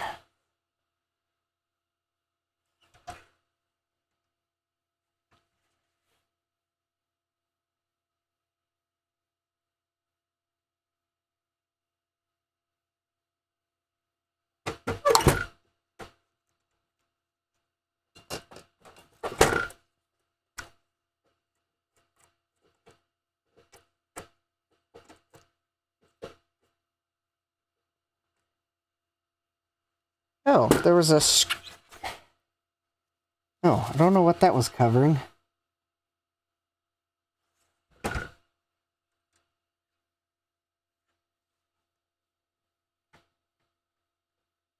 Well, unfortunately, unlike Adrian's barn find Amiga,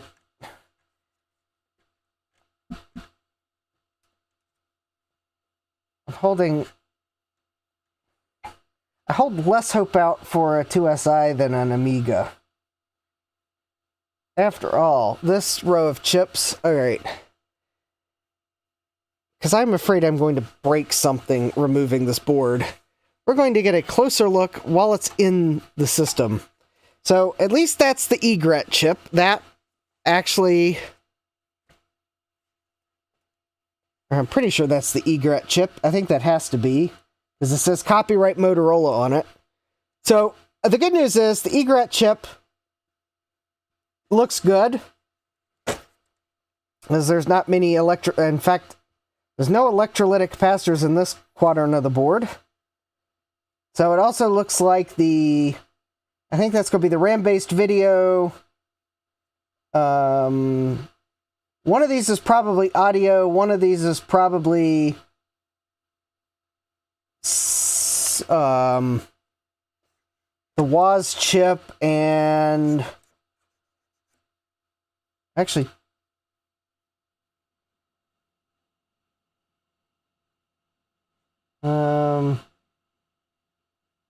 anyways, those are fine. Unfortunately, when we get over to the SCSI chip, it's green. The 030 processor's okay. Luckily, the electrolytics are kind of here. That capacitor is gone. So I'm going to have to find a schematic, see if I can figure out what it was. And I may not have anything on hand to replace that. But I think there was something there, and it's just gone. In fact, it almost... I can't tell if, like, someone tried to power this up and it went pop. That little chip there looks scary. Oh, okay, here's the ROMs. The ROMs look... One ROM looks okay, the other ROM looks fuzzy. That could be bad. These chips are, like, very green. I quite honestly am wondering if I'll have to replace one or more of those. Here's the RAM. The RAM looks okay. Oh, there's the sound.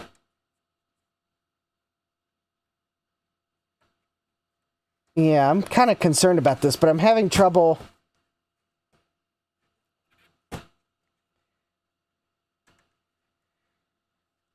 Callan says I can use a IIsi power supply. Alright, why is this board not sliding out? Have I forgotten something?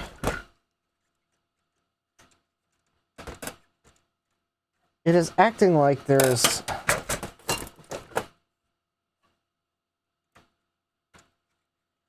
Well, I don't think this IIsi board is going to power up.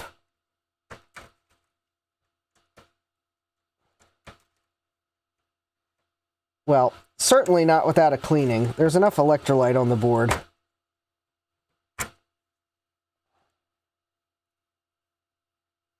I'm not sure how much RAM this is. It wouldn't surprise me if it's only like 4 megabytes.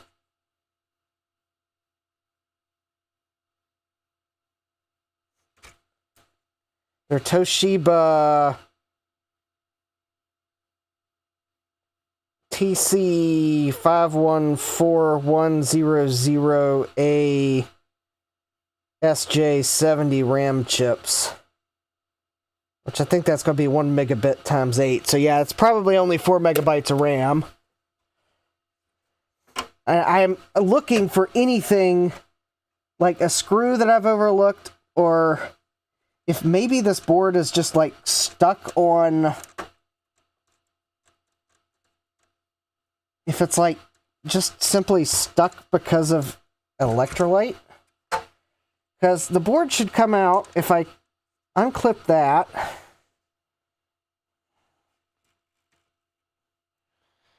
Yeah, it is like not.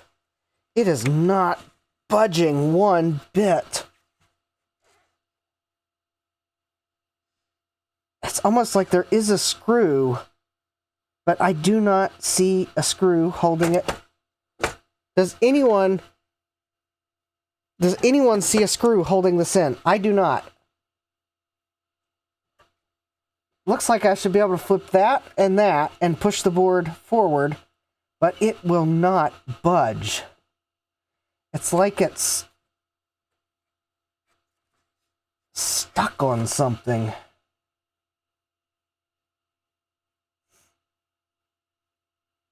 I do not.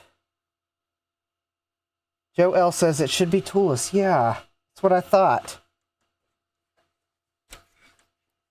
It's like, all right, I'm going to spray some contact cleaner in under the board at the only point where there should be a metal-to-metal contact, and that's the speaker connection.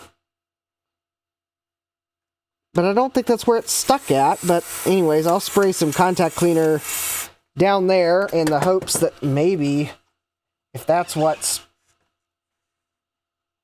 the board's stuck on.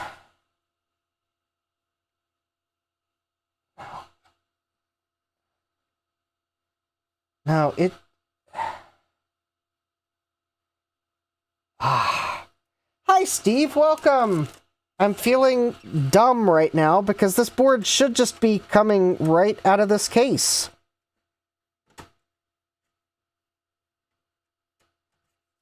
But this board will not budge one bit.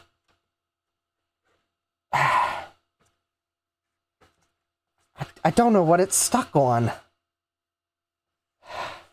The plastic tabs on the right doesn't look like it's cleared.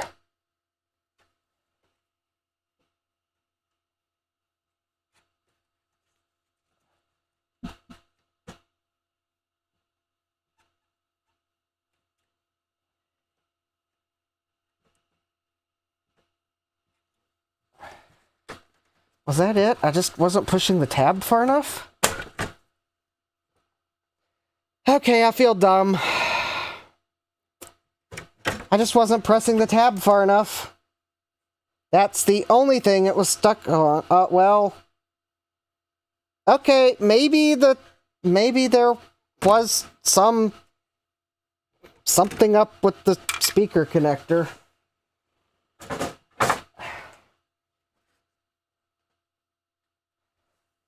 Maybe it was a little bit stuck on the speaker connector, because there is a mark there from where the speaker was touching that for 30 years.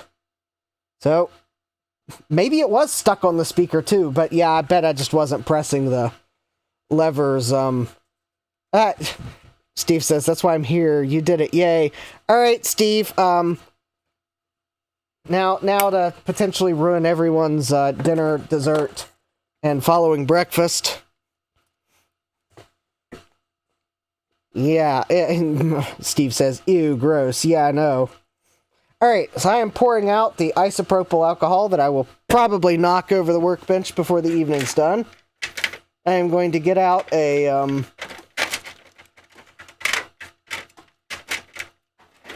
gross toothbrush because it ain't getting any cleaner.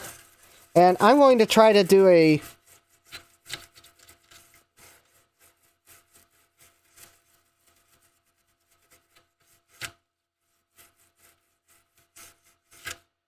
I just want to take a look at some of this severe corrosion and... Alright, so maybe... Yeah, that's pretty severe.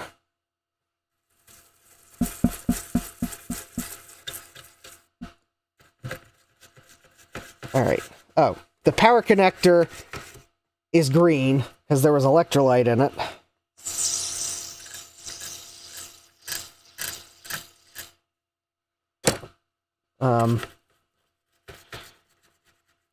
I should probably find... Well, where did I put them? Try to find my glasses because this is going to start to get really gross. Steve says it's just a flesh wound. Mike's Future Retro says I'm late to the party as usual. Yeah. I'm kind of doing a first pass clean before I even remove these electrolytic caps because I just want to know how bad the board is before I start removing caps. Yep, that's pretty bad there.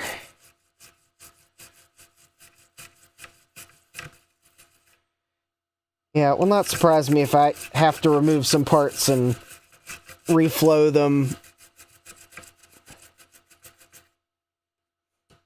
You would think I would be preparing for next weekend by now, but, well, sometimes I gotta do normal live stream topics. Besides, I went to Sam's Club last night and bought, 2 6-foot tables so I could mock up my exhibit, so it's not like I'm doing nothing for my exhibit. Instead, I bought 2 tables that I really had no use for, but I needed them so that I could mock my exhibit up before I go.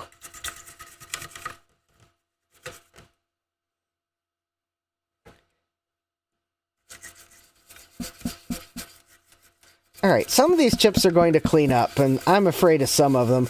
And yeah, I've already, I think, pushed one capacitor over because it's not making good contact. Alright, I think this side of the board was fine. I'm hoping the SCSI chip's okay. This was the other part of the board that I was a bit worried about, because, yeah, C39 appears to be missing in action.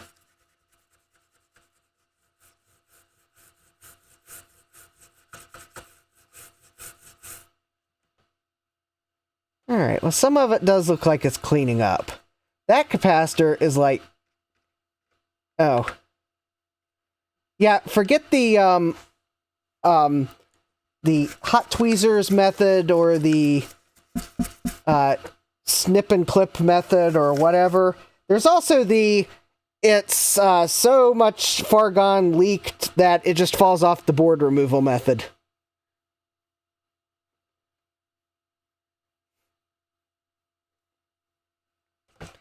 Ooh, and that trace right there. Ew, that trace right there is gonna need some love. Alright, well, I guess there's probably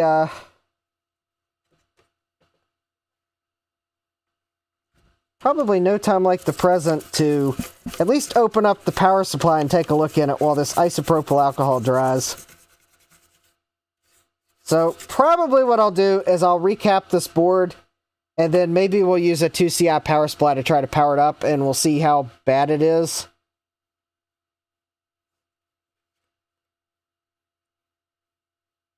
Fortunately, the bottom looks okay. And trace-wise, the only trace I see that looks obviously bad is that one right there, going up to C39.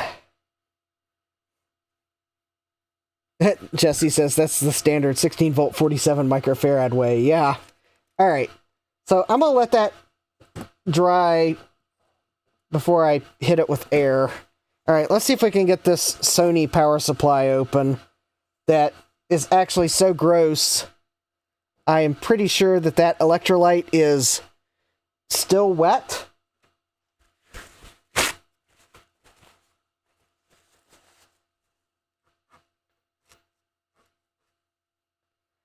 Confirmed.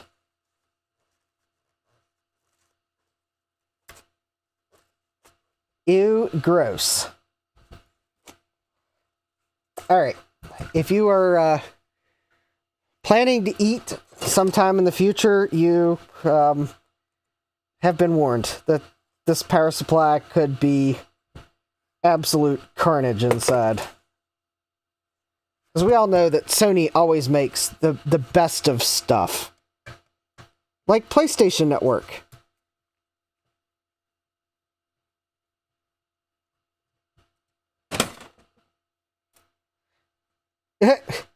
Garth says, 2SI have so much green leaky bits. Yeah, I'm going with tantalums on the logic board, yes. Ew. Okay, this is gross just how much stuff they tried to cram in a little space in this power supply. Alright, well... The first appearance is, I can tell where the power supply gets slightly warm by the discoloration on the metal. Oh wait, that's actually possibly soot. Okay, that's weird. Or is it dust? Wait, there's no fan in this power supply. Okay. Most of that wiped off. All right.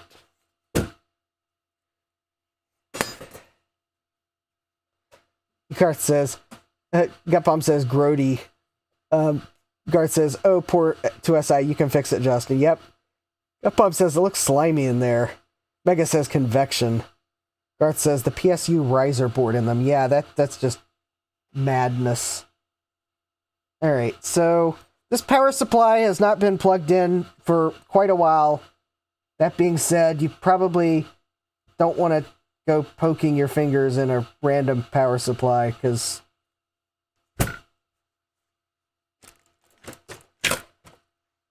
that could be bad. But this power supply has not been plugged in for at least a month, if not longer. I haven't plugged it in. That I can assure you, and I've had this for at least a month, if not 2. I should have probably started the process of recapping this sooner, but I saved it for Macintosh. If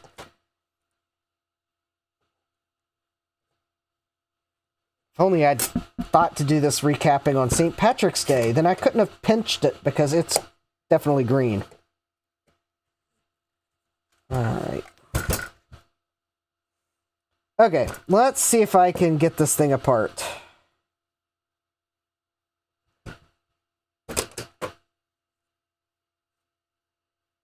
Gutbomb says, you didn't hear it from me, but someone in the chat might be working with someone else on a cheap power supply solution for these crummy machines. Yeah, if you want to talk about machines that are actually crummy, I think the IIsi is on my list of the really crummy Macs. Because Apple really drove the cost out of them.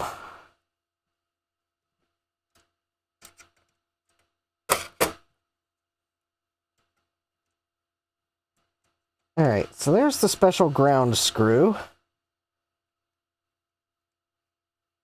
I gotta get the ground wire out of the way so I can get to the screw holding the board in.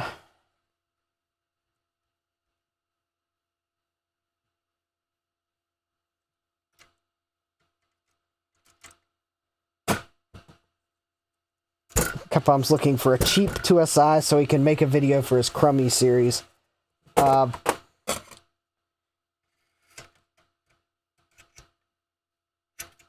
Well,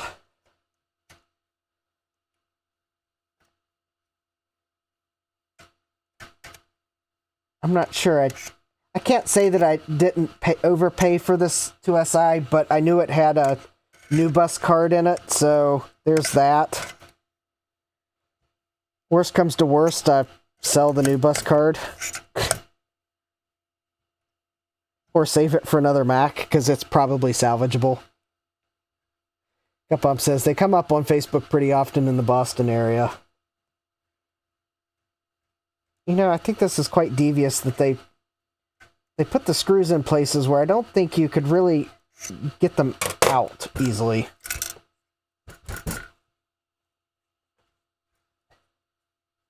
Forget about no user serviceable parts inside. We're just going to make sure that users can't service it, period.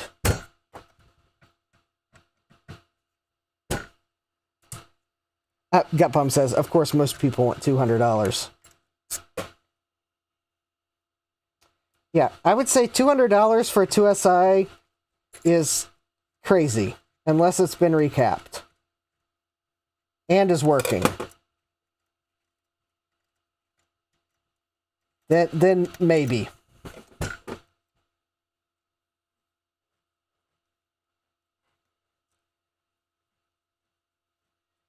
I don't think a IIsi is worth $200 in untested condition.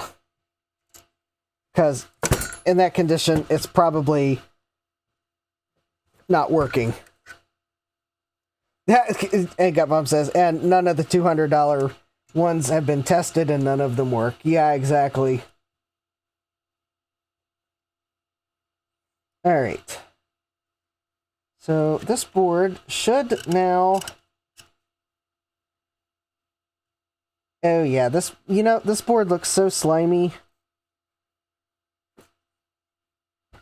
I could probably drop it in a lake, and you wouldn't be able to tell the difference.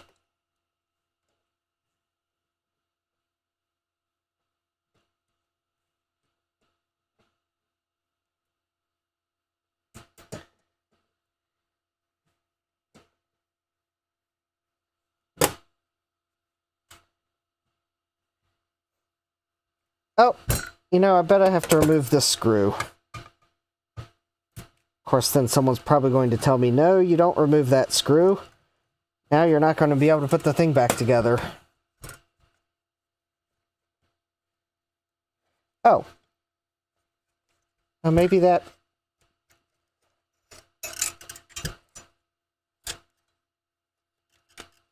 Nope, actually that was a good call. That is required to get that out. Alright, now can I get the...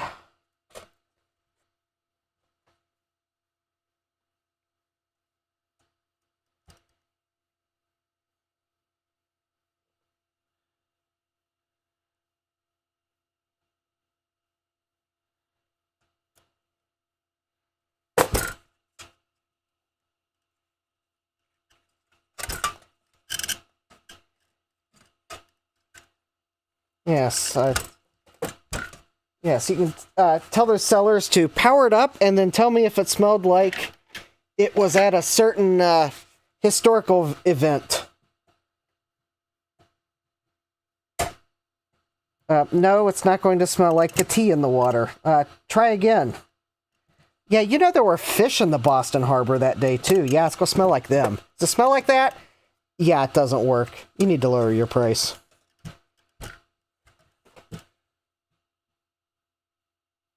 Oh, there is another screw holding this in, which I can't see because of the pervasive electrolyte intrusion. There's the screw right there.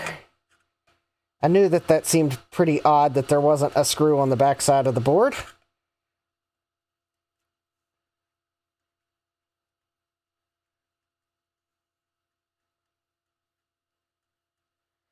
All right. The fact that the screw is black on the top should probably tell you that the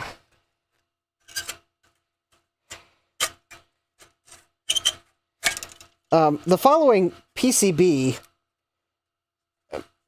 may be too traumatic for some viewers. Viewer discretion is advised.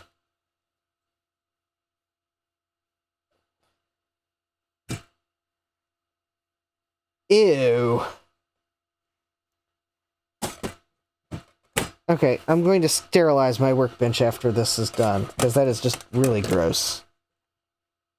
That right there, this right here.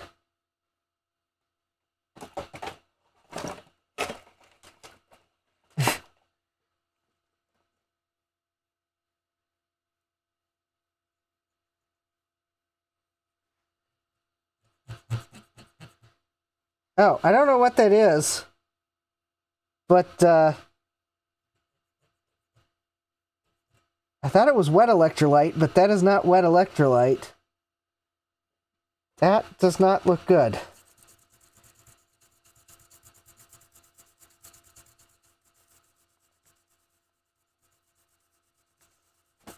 Yeah, this PCB is, I'm kind of concerned what that black blob on that board is. It looks like it's in a...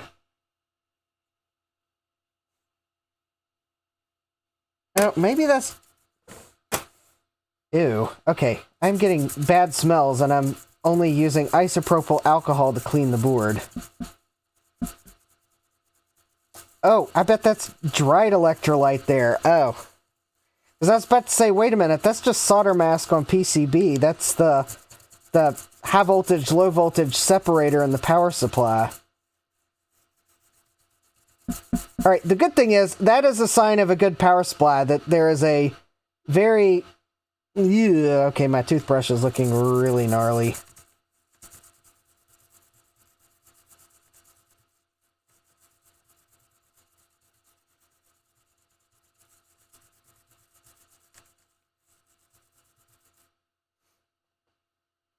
Could be advanced corrosion from caps. Cooked flux. Yeah, I don't know. I'm going to have to do some solder mask removal on this power supply, that's for sure. But anyways, the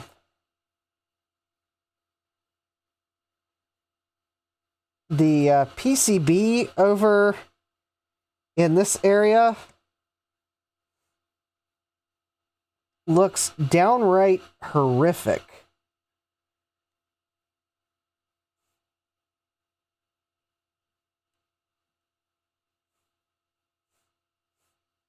Oh, and the smell. It's not like, I'm not smelling fish. I'm smelling like,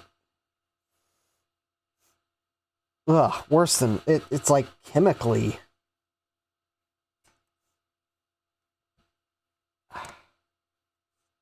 I'm actually wondering if it's even worth trying to save this power supply. I'm not entirely sure that it hasn't, like, failed, maybe.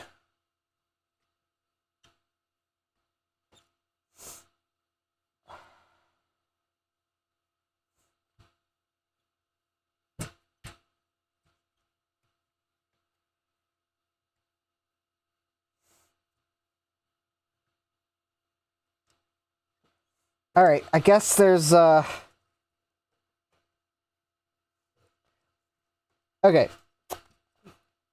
So I'm going to have my work cut out for me on the power supply if I do recap it. There's a chance I'm just going to say that this does not compute, wasn't able to fix a power supply. Maybe I should just replace the thing. I am more curious about if we can get the logic board to work.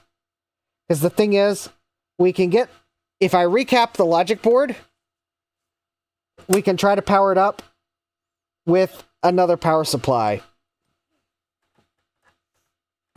If I recap the power supply, there's not really anything I can test it with.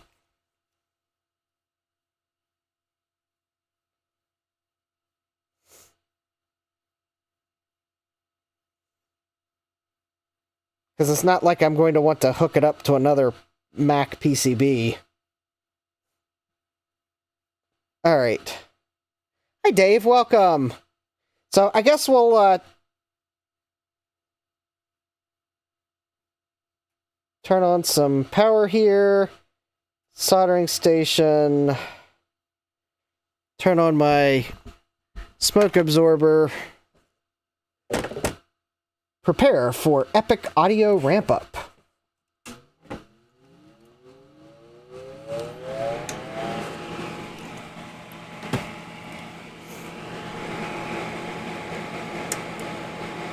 Actually, I don't need that. I just need my soldering iron. Alright, so I am going to attempt to remove these caps. The way Joe normally does, because it's quite honestly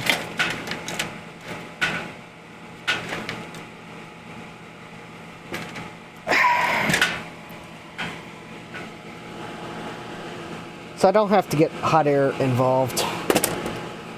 Alright, the important thing is that I am applying downward pressure because I am trying to cut the cap, not pull it off the board. But I am going to... So I apply downward pressure, and then I cut the can.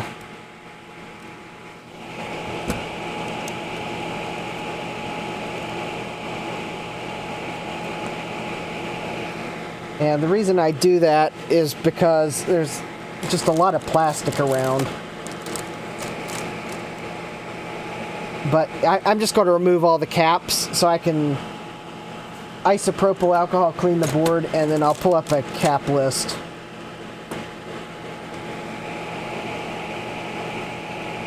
But then basically the plastic bottom will come right off, and then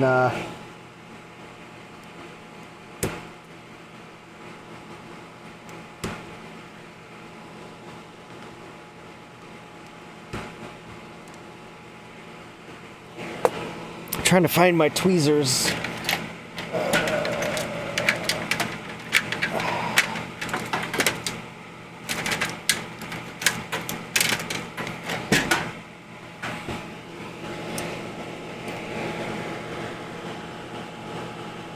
I don't know what I did with them. All right.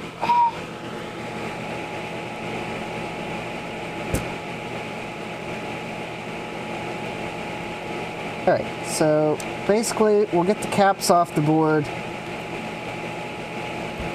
And this method has the advantage of not requiring hot air around all these plastic parts. And as long as you apply downward pressure to the cap,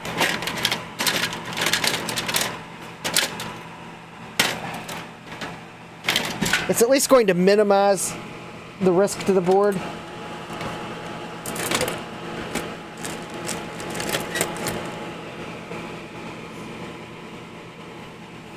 I do not know where my tweezers went to. That was annoying.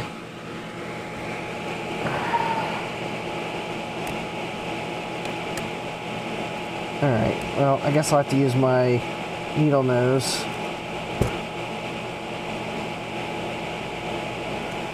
Once I get the rubber seal off the plastic bases...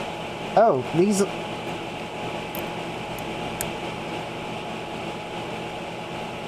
Then the plastic should come right off, and then I can just desolder the legs that are still on the board.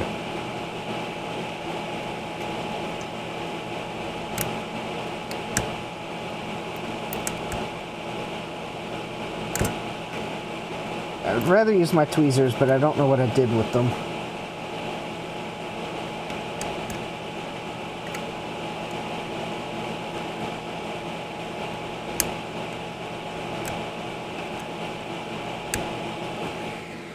All right.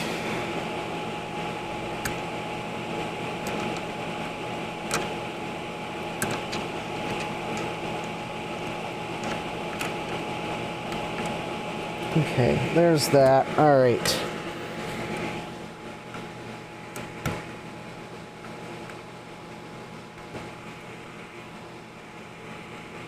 I guess I'll just use my fingers.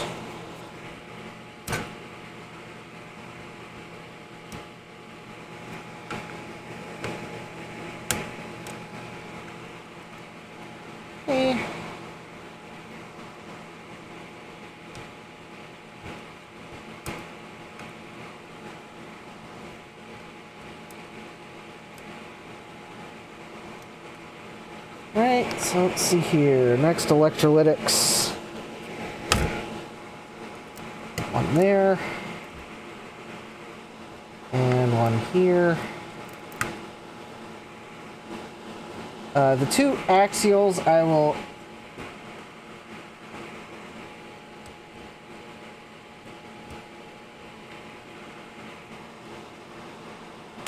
Actually, I should...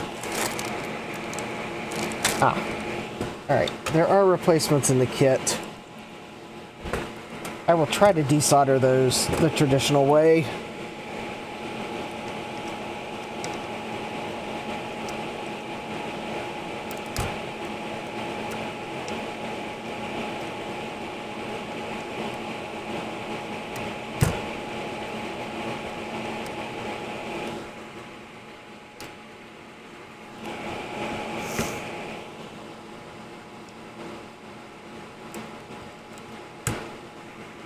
Okay.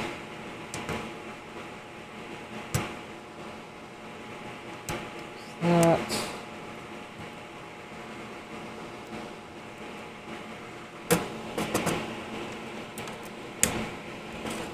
Alright, there's one beside the RAM. And, oh, is that all the caps? Alright.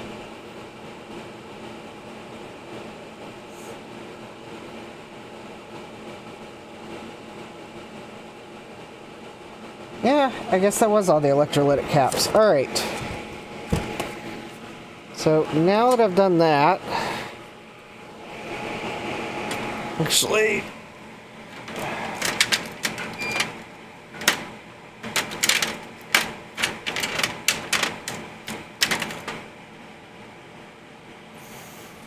Alright. Let's get some flux down on the board. I guess we'll start... We'll start in this corner here. That's the cap that fell off. There's that one there. And then I'm going to just see if there's any pads here for this cap that's come off the board.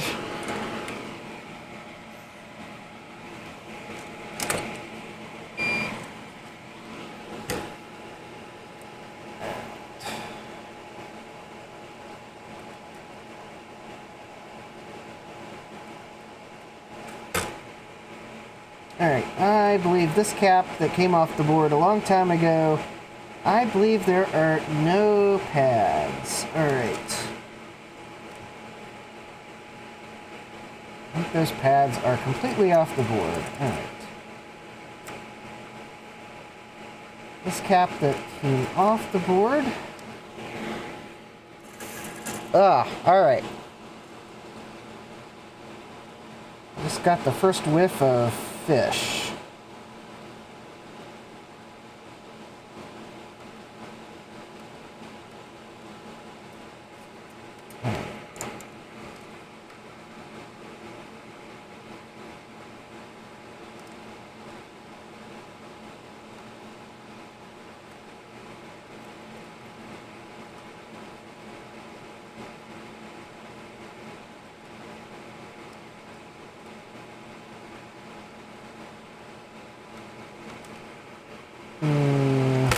Okay, that.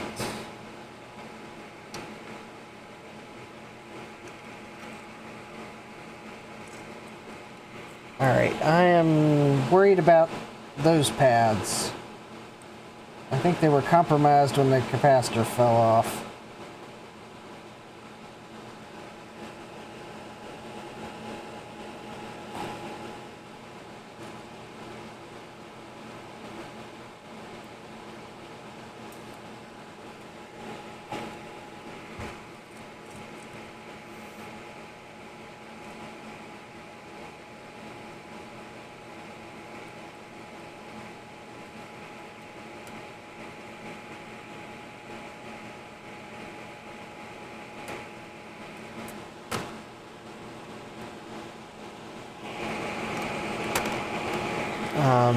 This board might be in worse shape than I originally thought.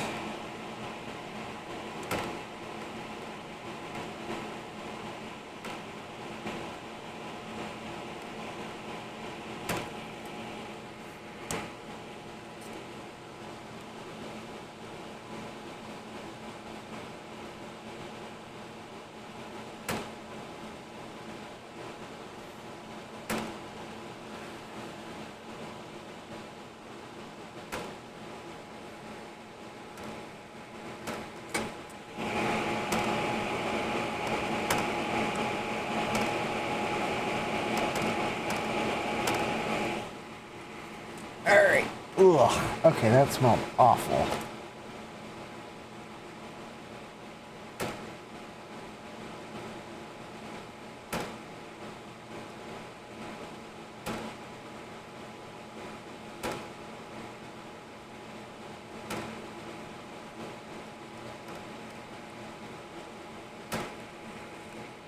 Oh, okay, maybe those pads are fine. Alright.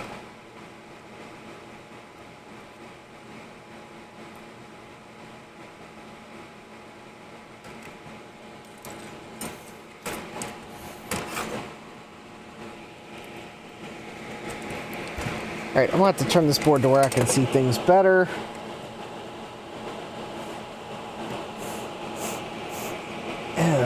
Okay, this board just... Oh. Smells awful. It's not fish. It's like worse than fish.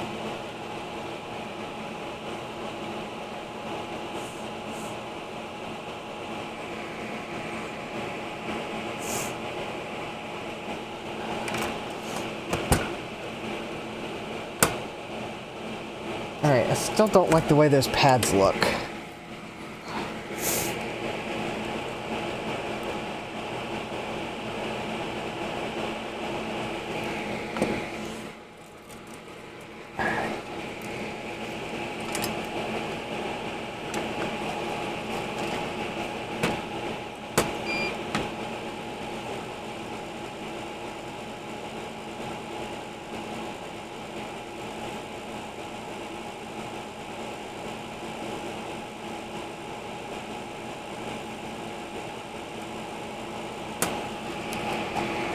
All right.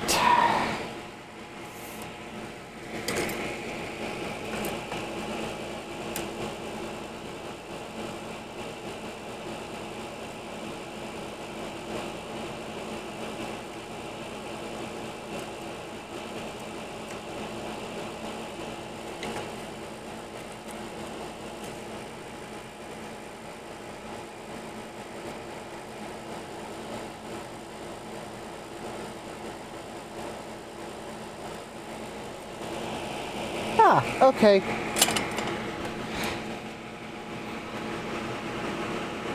Alright, so at least those two capacitors there, I think the pads are fine. I think when I first thought one of them was gone, it had old solder still.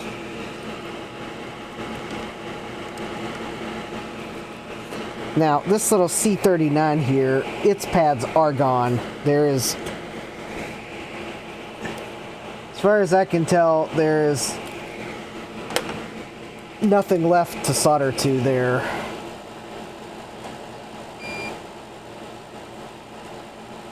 Oh.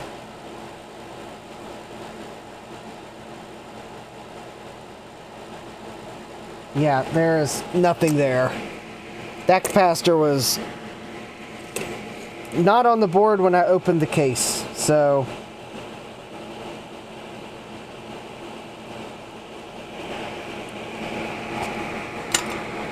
Okay, so I don't know what that capacitor was. Don't know what it goes to, but there are like no pads left there to put one back on. So I'll have to bodge something. Granted, this trace here looks pretty rough. I bet I have to put a bodge wire there. Alright, so let's... guess maybe get these two axial caps off the board.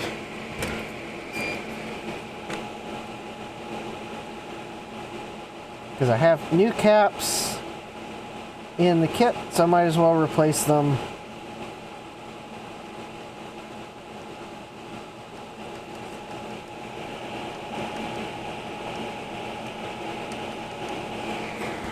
So I usually have a policy of, if I'm recapping something, I recap everything on it.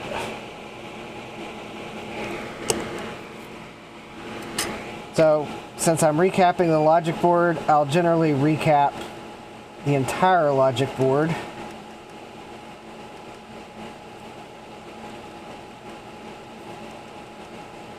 My theory is if one cap has leaked, then they're probably all going to leak sooner rather than later.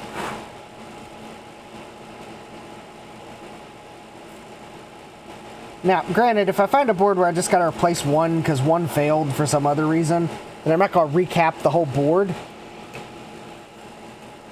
But if I'm recapping the board because a capacitor is leaked, then I generally recap the entire board because all the capacitors are the same age. And generally, for things like this, the same quality even. And they'll probably, well, I mean, all the surface mounts on this board have leaked, so it's like There's not a question of do I not replace some of them, but these axial ones are...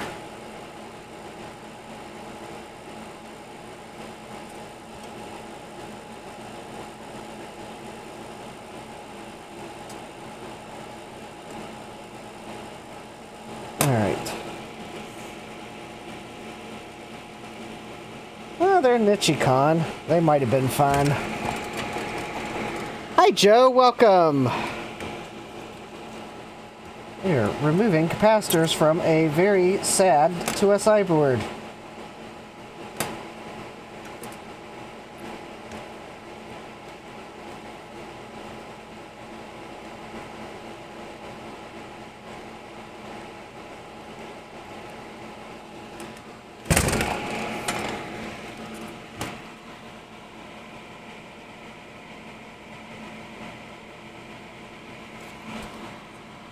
Alright. Oh, that's cool.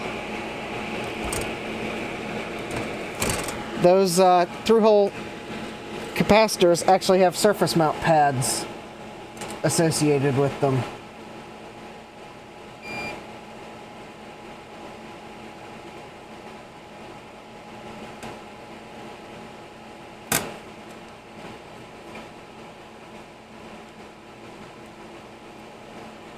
So I guess theoretically I could replace them with surface mount if I wanted to. And actually, depending on what their value is, I may have surface mounts of the right size.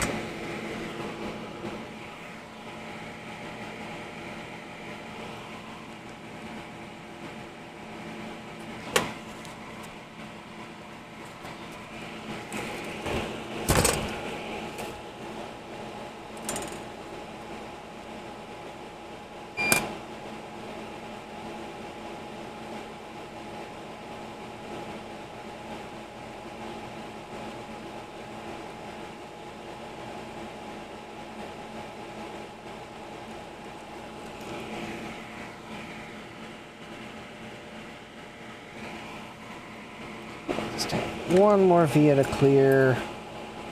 Add some fresh solder.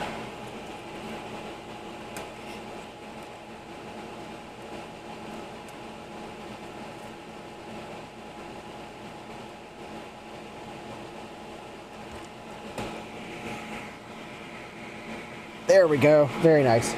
So you might have seen it. I added solder, but then left the soldering iron on the board to then put the wick on top of the via to clear it, and the via looks very nice. I think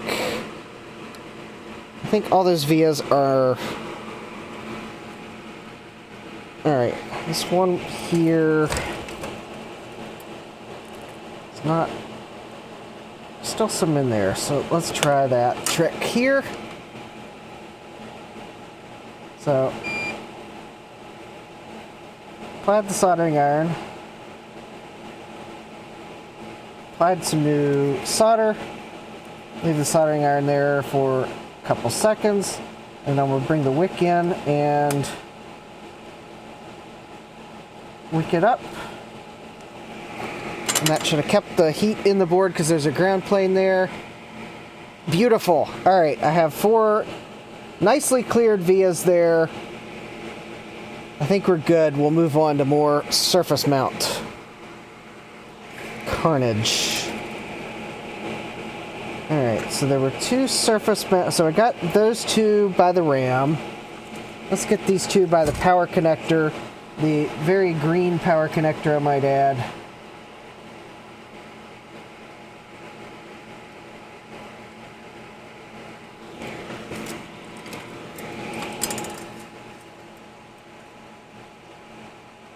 I'm going to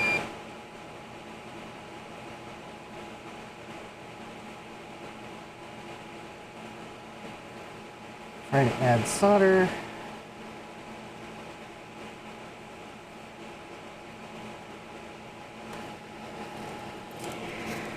Smell that it smells bad.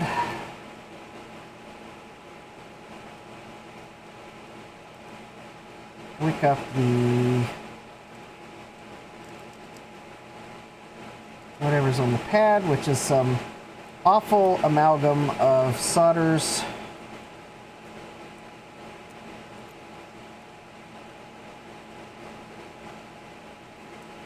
Okay.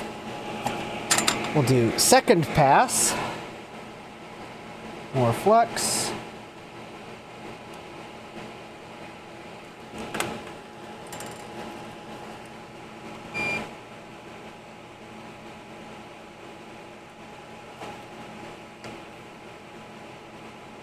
And the pads. Alright, the pads are actually taking tinning this time.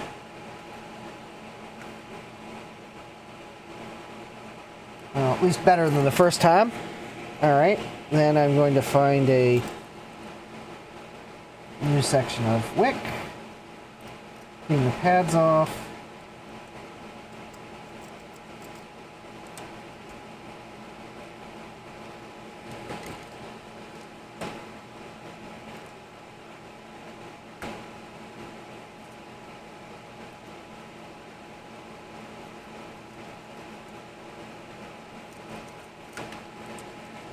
And don't worry,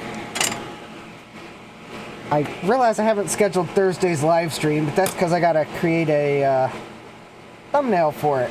We'll be continuing the IIsi on Thursday. So yeah, don't worry. Yeah, I just now realized Jeremy might have been concerned about the fact I hadn't scheduled Thursday's live stream. It's because I keep forgetting to create a thumbnail for it to schedule it. Plus, I guess I wanted some inspiration from tonight's live stream as to how bad it looks to make the thumbnail.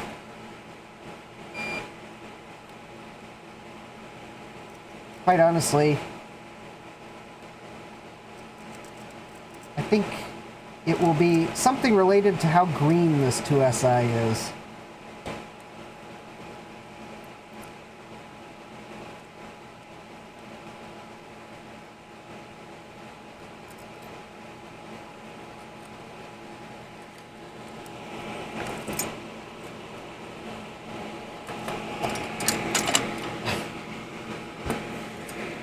Alright, so I guess those pads are good enough. Quite honestly, if I can get this board, get all the old legs off from the surface mount components, quite honestly, that would probably be a good point to get this board to, because then I'll risk it through the ultrasonic cleaner before recapping it. Because that might be the only way to truly know how bad this board is, as to see what comes off with the ultrasonic cleaner and what does not.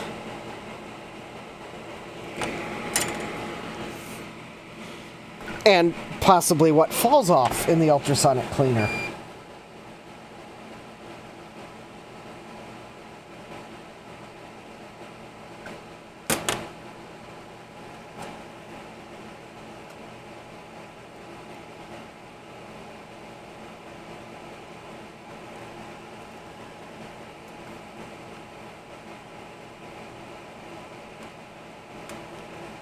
Because there's enough green component legs on this board for me to realize that there's electrolyte under some of these chips, and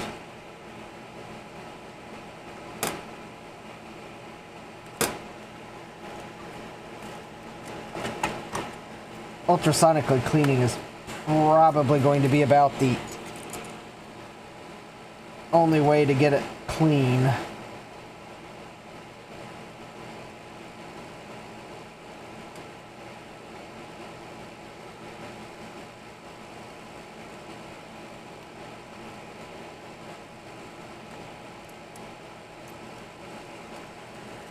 All right.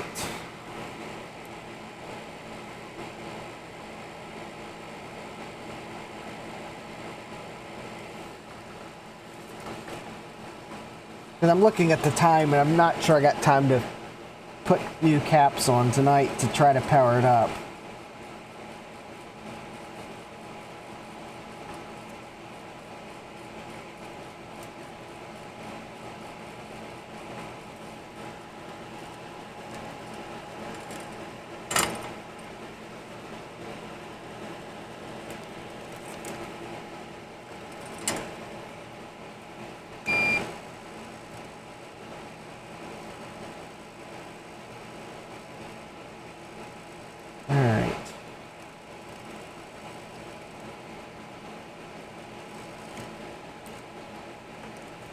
guess the one nice thing about the IIsi board is I think it's just small enough I can dry it in my reflow oven.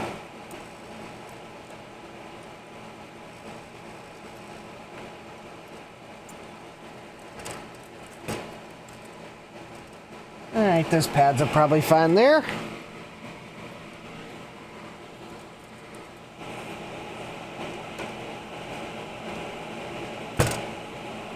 Alright, so I'm two. Alright, let me just double check. 1, 2, 3, 4, 5, 6, 7, 8. Okay, so there's 13 caps in the kit, and I have cleaned 1, 2, 3, 4, 5, 6 pads. 8, 9, 10. I got 4 here.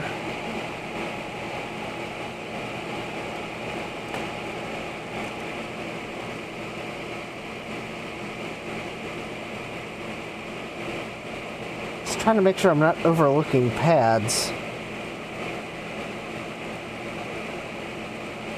Oh, there's, okay. Some pads here.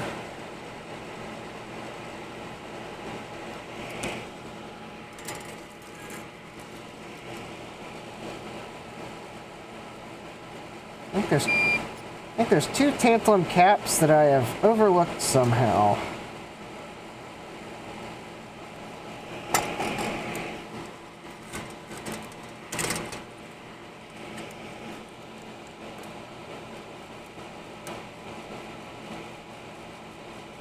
Maybe I need to go to the Console5 wiki and double check that, because those caps might be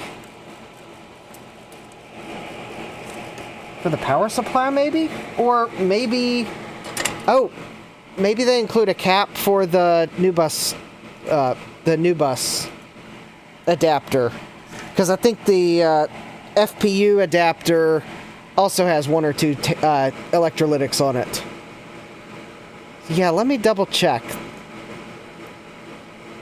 Because then that would make sense. That maybe they go ahead and include caps for those items. Axial, let's see here. SMD tantalum and axial main cap kit. Alright, for... Oh, pulled up the wrong page. Mac II series.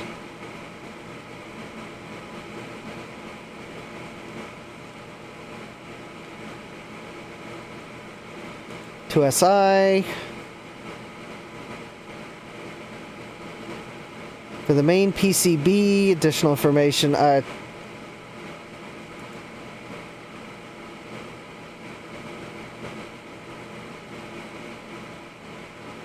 Oh, let me pull up a cap list.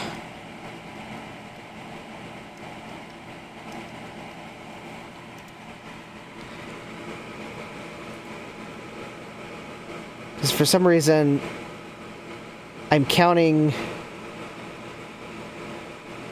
Ah, okay, so I found... Bruce has a picture. There's 11 on the main board. So actually, it does look like Console5 included extras for the NuBus card. And possibly for the... there's an, I forget what Apple called the other card.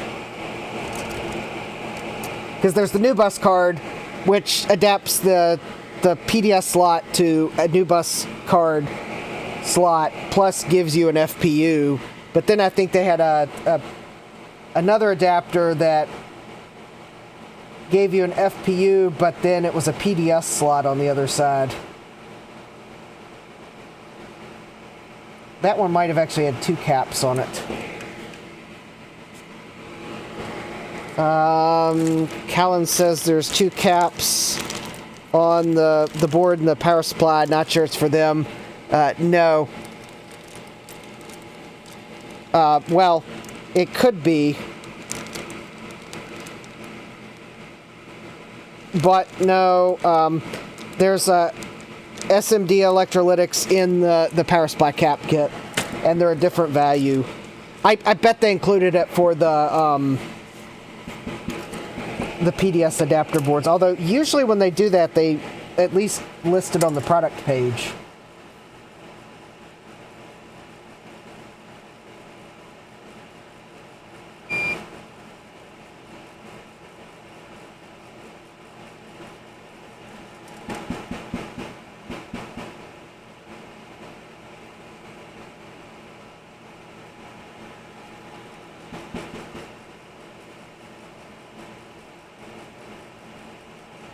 Anyways, I'll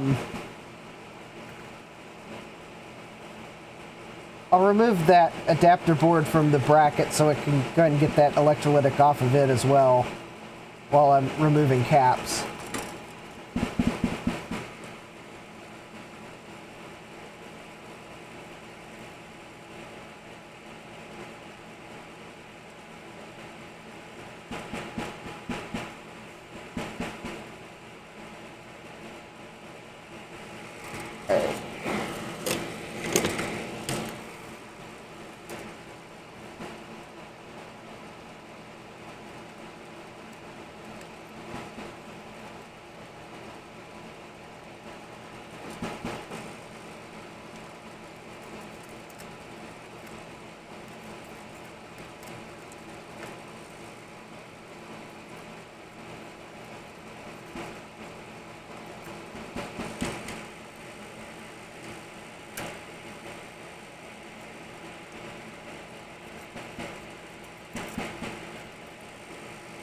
Alright. And for anyone concerned that I'm about to run out of flux, I have a whole nother thing. I'm just trying to use every last bit of this flux. So don't worry, I've got another thing of flux. I'm not about to run out.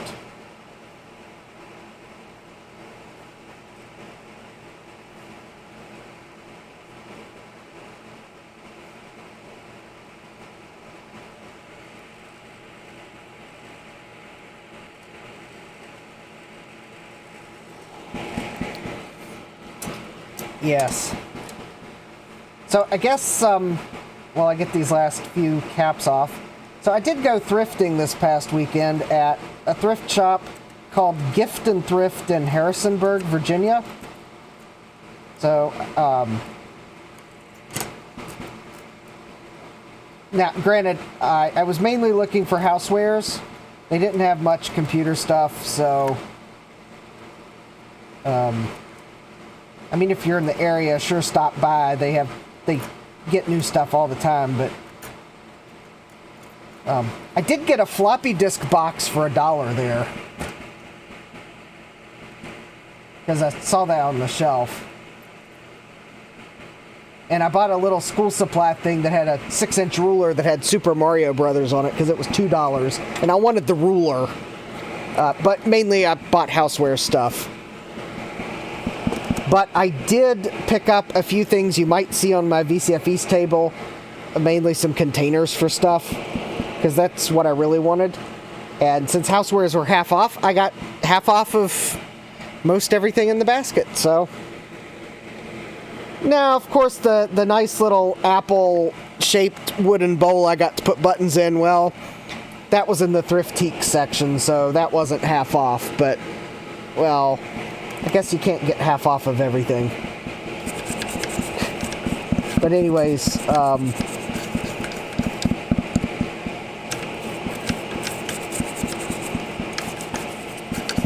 yeah, I got some containers and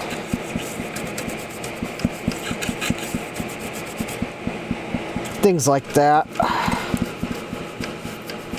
Then I stopped at the Habitat Restore in Harrisonburg because I had time to... I was actually drove to Harrisonburg to buy something off Facebook Marketplace. And so I shopped at Gift and Thrift.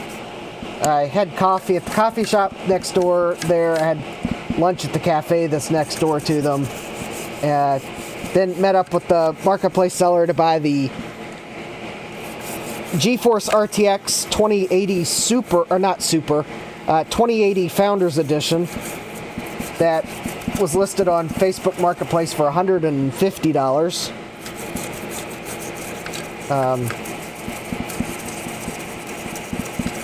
Yeah, it's in working shape. And then I had time to go to one more thrift shop, so I went to the Habitat Restore, and I bought another container for my exhibit to put stuff in, and a TV and a computer monitor, and a PS2 keyboard, and then probably the cheapest item of the day, a 29-cent PS2 mouse.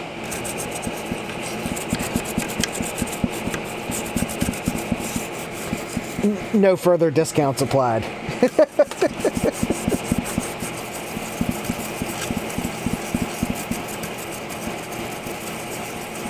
And actually, one of the probably that either the monitor or the TV, you might see it VCFEs too, because I don't have LCDs for everything, or I don't have CRTs for everything, so inevitably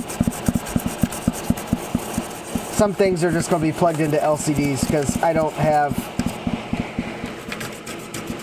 the CRTs, and quite honestly, even if I did have the CRTs, I'm not sure I'd want to carry them, all of them. Oh, hey, 1-Bit, welcome. Alright, so I'm just trying to give this board another clean, and then I'm going to pull well, I've got the bench in a mess from removing caps. I mean, you can see the color of my isopropyl alcohol there. It's gross. Let's, we're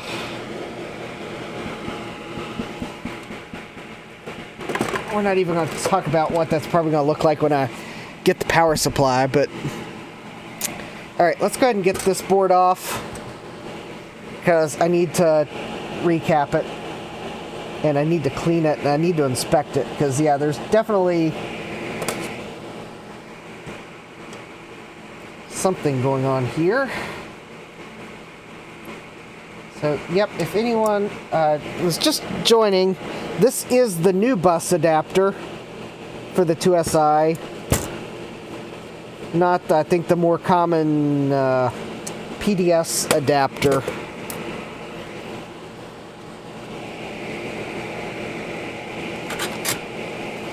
So, yep, this gave you your math coprocessor and a NuBus slot. But yeah, this capacitor here has got to come off the board. And I'm hoping that there's not actually any trace damage there, because I'm having trouble telling exactly what's going on there. But let's get this cap off the board.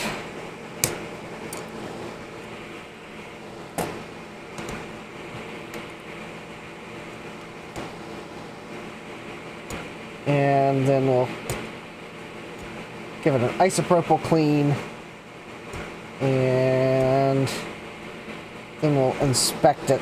All right.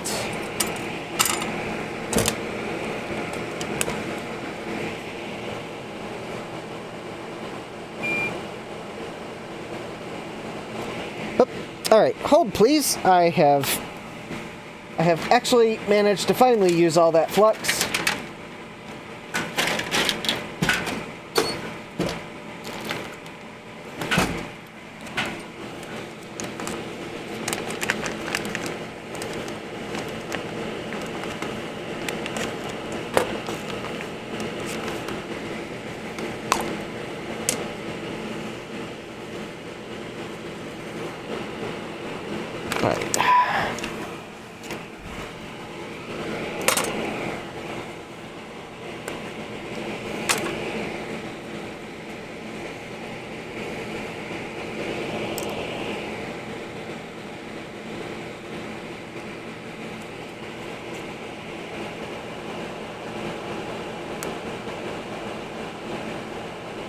There we go. All right. And new flux. So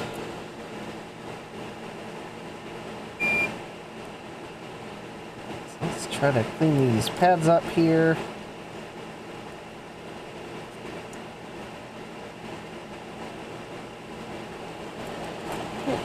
pass one.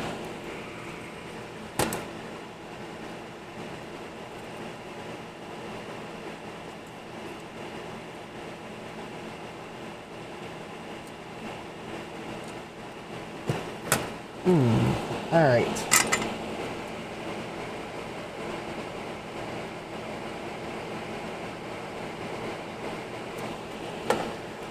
I'm thinking one of these pads might actually be gone.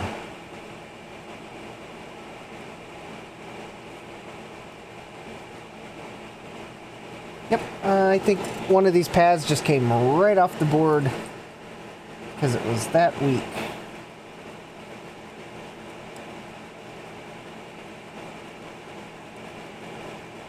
Oh wait, maybe it's still there? Or there might be something there.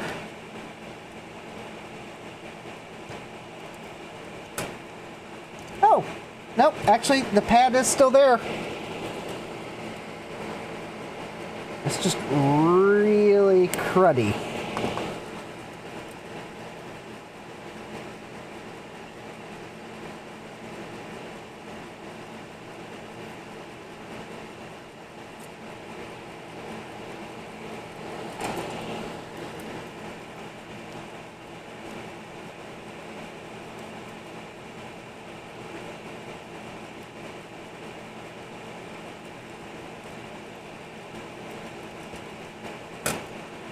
Ha! It was still there. All right. That's how gross the old solder was. That it made it look like the pad was not there, but it was. All right.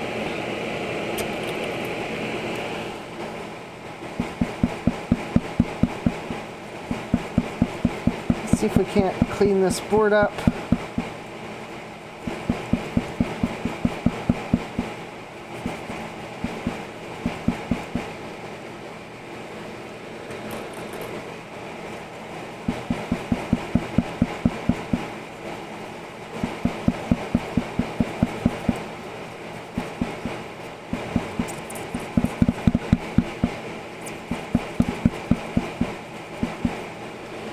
So let's see here. Let me find another container for isopropyl alcohol because the first one is super dirty.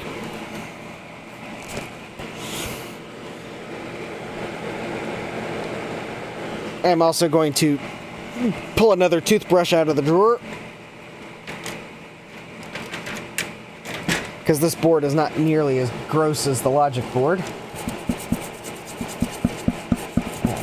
Going to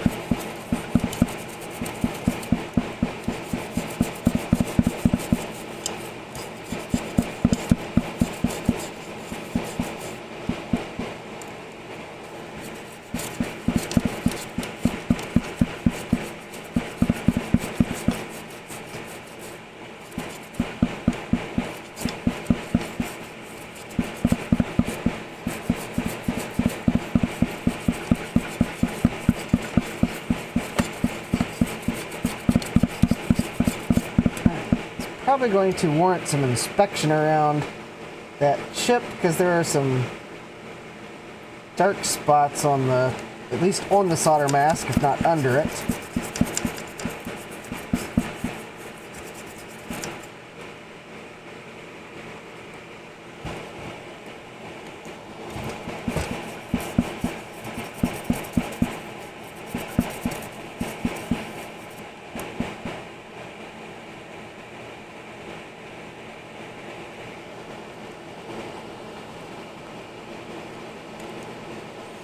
Do I have the skill set to replace a CPU socket? What kind of CPU socket?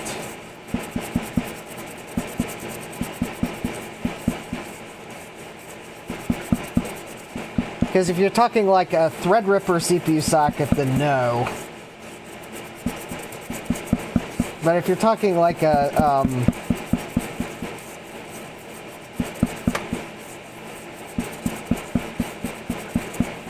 like something more reasonable that's through hole, then yeah, probably.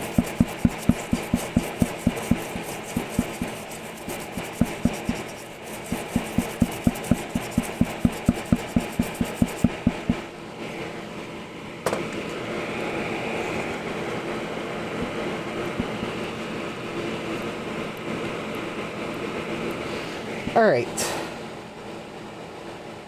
Well, that might actually be...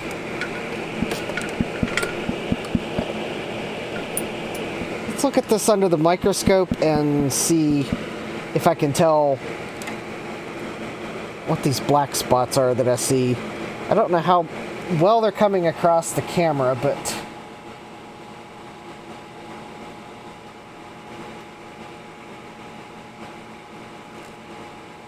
Alright, hold... Oh, that's right. I haven't changed to this camera yet, so... Hold please while I reposition. Alright, I guess that'll have to work.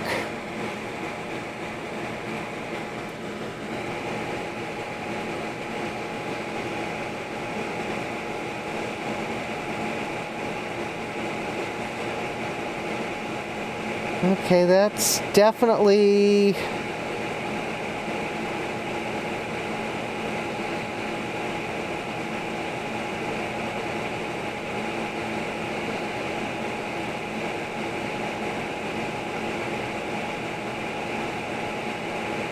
Okay, that's definitely corrosion that's gotten under the solder mask.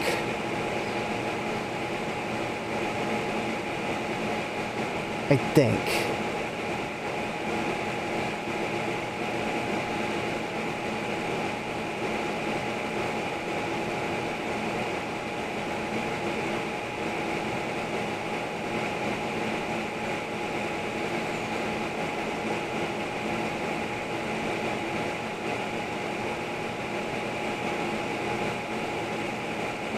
Although some of that just looks like the solder mask is a weird color. A quantum computer CPU socket. Alright, I'm not sure what the quantum computer is right offhand, so I may have to do a little research and... or you can send me a... if you want to send me a picture of the CPU socket, that would probably help.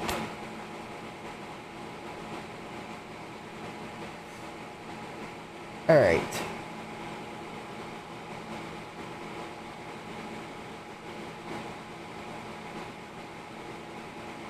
I think I'm almost tempted.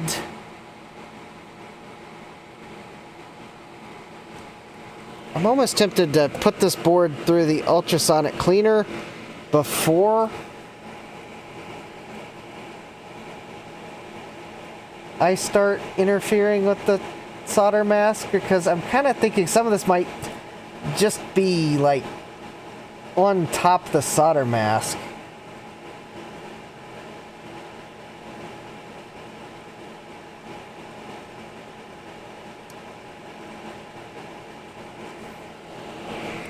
And ultrasonically clean it might be enough to get it off, and then I'll only have to deal with the traces that look like they are starting to corrode. But I'm pretty sure that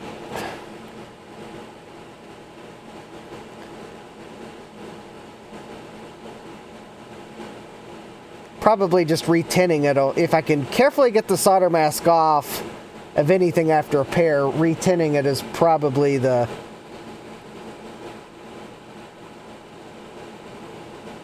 Well, actually it does look like there's a V or two that may need looked at. Anyways, I think what I'm going to do is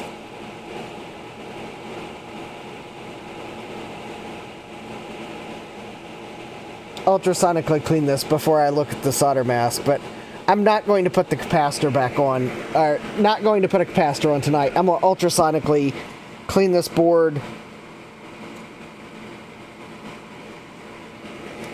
do it tomorrow night, as there's not enough time for me to do it tonight.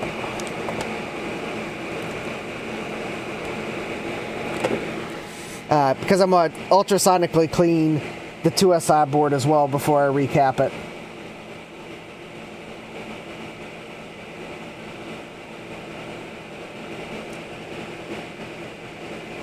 I mean, I guess one thing I could do, though, is spill isopropyl alcohol. I guess another thing I could do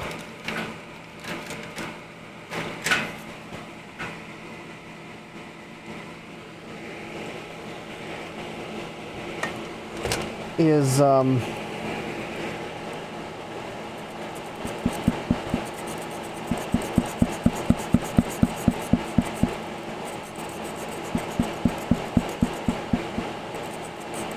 let's take a look at this trace here that I know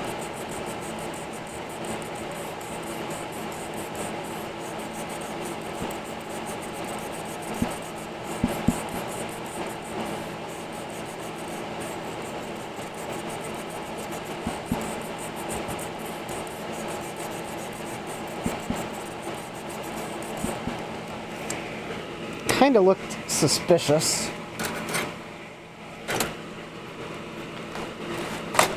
Actually, you know, maybe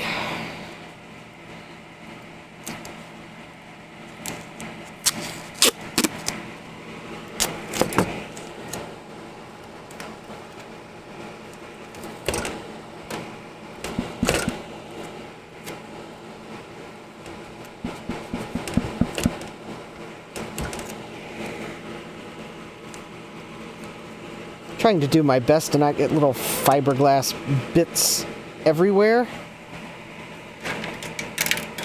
Alright. I'm not sure the tape really helped, though. Alright.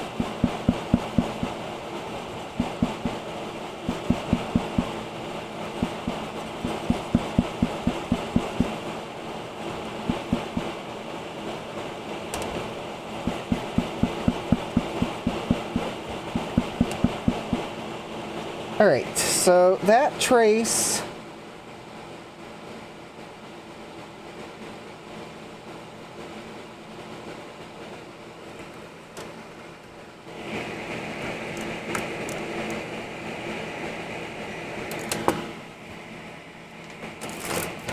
does look like it's...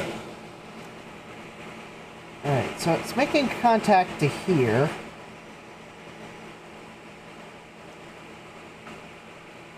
I think there's a sliver of it here.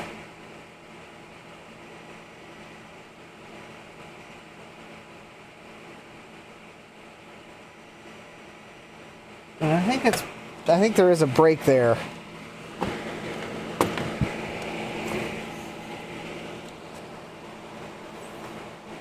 Oh, wait.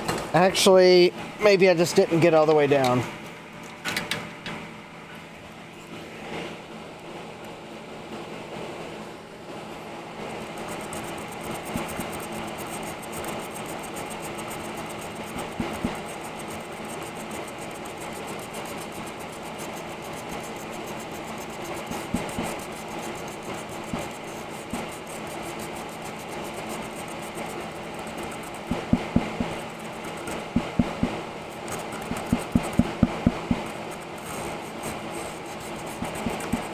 Oh, there we go.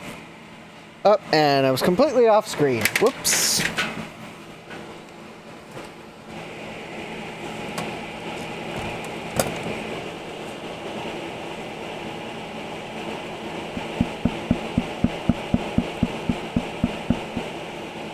Alright, good news is, I think actually that trace is... It was just the solder mask. I think the trace is fine. And there's one of the two.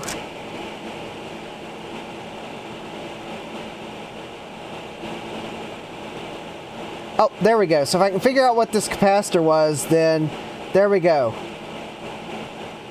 That one pad was still there, and then there's the via the other pad would have been connected to. So, yep, totally repairable. I'll just have to figure out what size capacitor that was.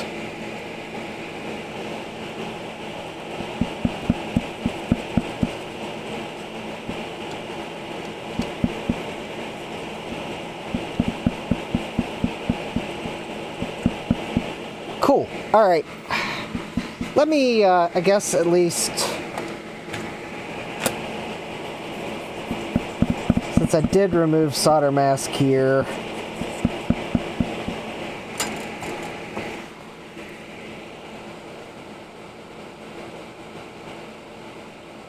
I will go ahead and tin this.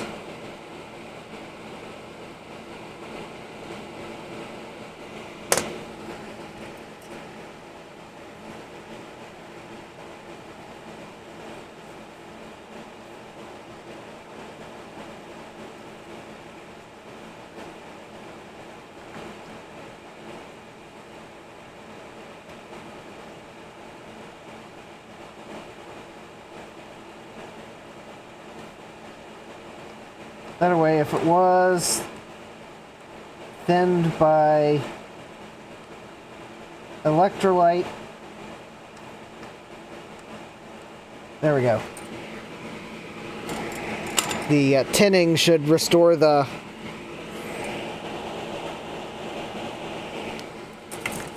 well, I guess I could clean the... I did put it on just a little too thick here. Hey Jack, welcome. So,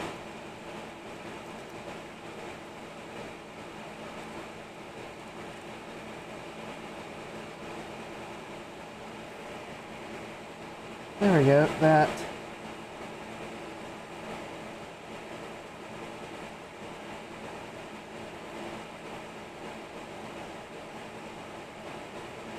There we go, that looks good. All right.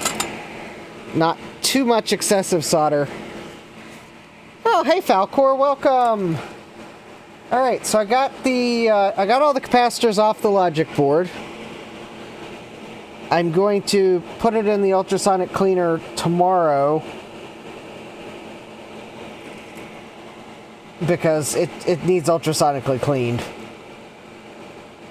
That way, once we recap it Thursday, then we'll actually try to power it up. So I'm gonna put this in the ultrasonic cleaner tomorrow night.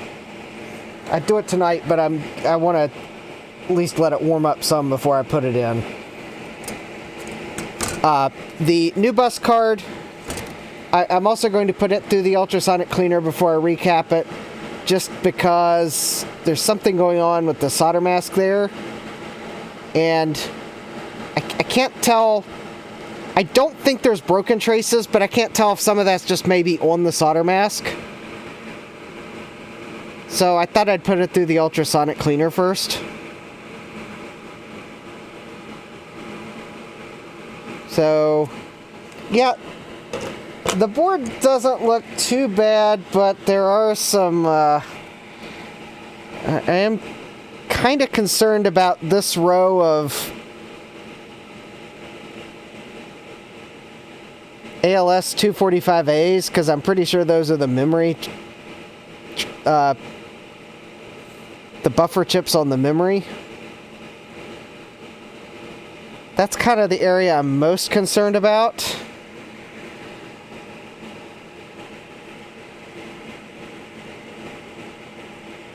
The SCSI chip kind of cleaned up okay, so I'm not really worried about it. That one filter chip there could be questionable. Yeah, it's those memory buffers I'm most concerned about.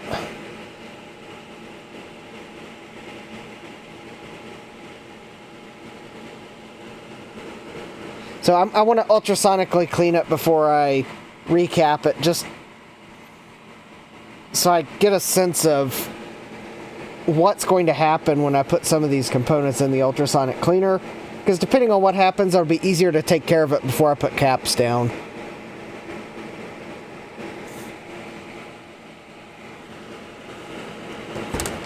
Again, I'll ultrasonically clean this before I put that cap on. Yeah, I'm pretty sure this board's fine. It's the NuBus adapter, so that's pretty cool. And there's the math coprocessor. So we'll have all the maths. The power supply, on the other hand, is...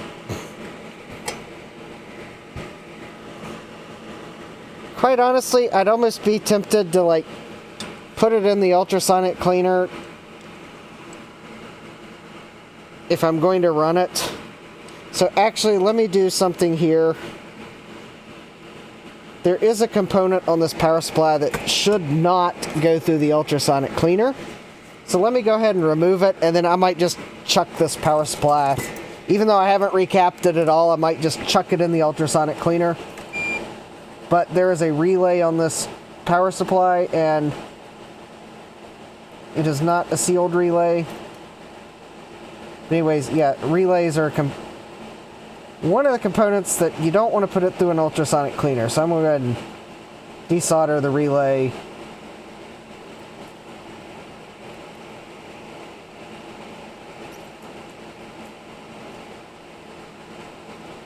And that way I can at least just put it through the ultrasonic cleaner.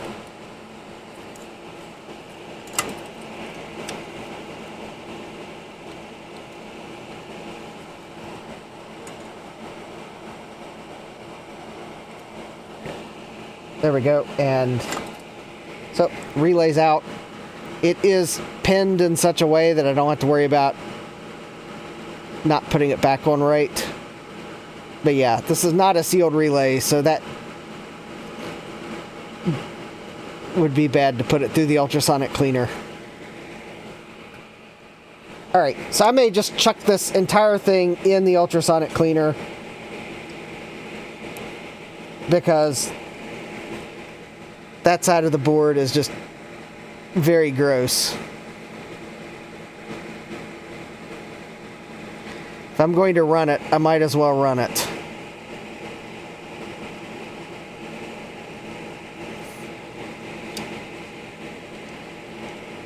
And see what it looks like when it comes out. Yeah, that's probably going to require some cleanup.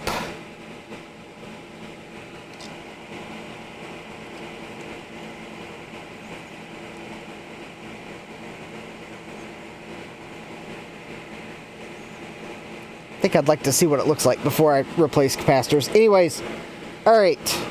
So I think that's probably where I'm going to leave the IIsi for tonight.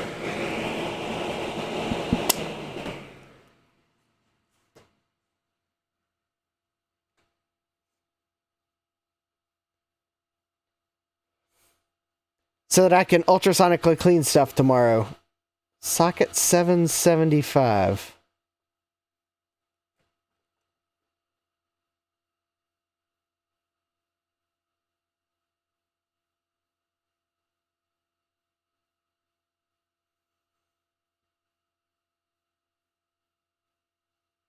So, alright. So anyways, alright, I think that's probably about where I'm going to draw the stream to a close tonight.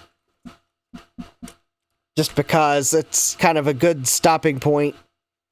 So, we got the IIsi, we got it apart, got the caps off the logic board, cap off the NuBus card, the relay off the power supply, because the power supply is in rough shape.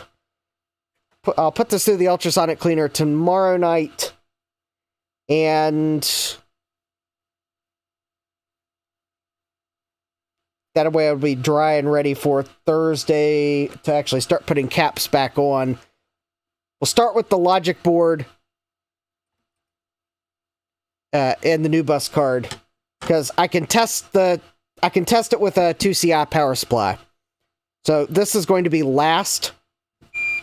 It's also in the worst shape. Whoop. I bumped the soldering iron.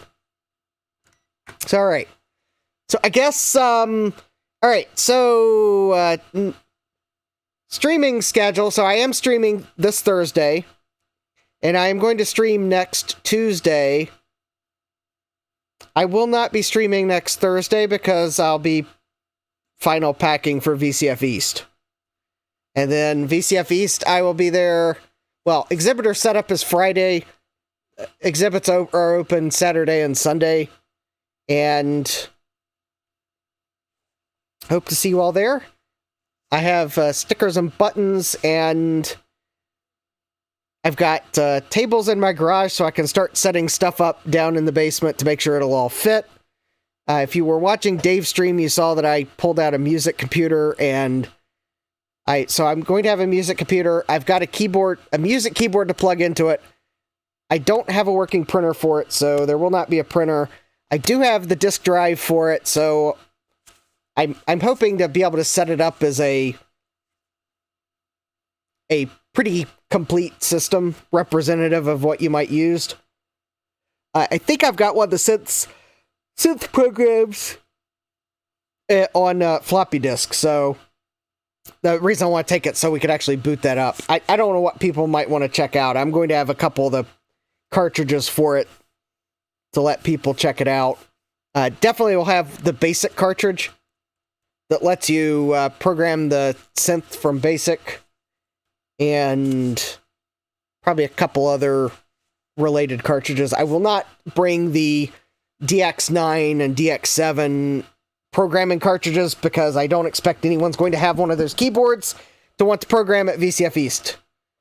Oh, alright, you can send it to me on Discord, Mike, and I'll check it out and let you know. And you probably saw, if you were watching Wheel of Regrets, I have plenty of speakers, so I will hopefully have enough speakers for computers, because the theme is the sound of vintage. I have another set of speakers I ordered, so I have plenty of speakers, but so you saw that I bought a set of speakers like I had on my first computer. Yeah, they were awful speakers. I got a couple of Harman Kardon speakers they sound pretty nice. I know they sound nice. I've heard them before for most computers. But I bought a special set of speakers for the LTE 5400. Because yes, I am going to have an LTE 5400 on the table. And I'll load up on it the coolness demo for the ESS sound.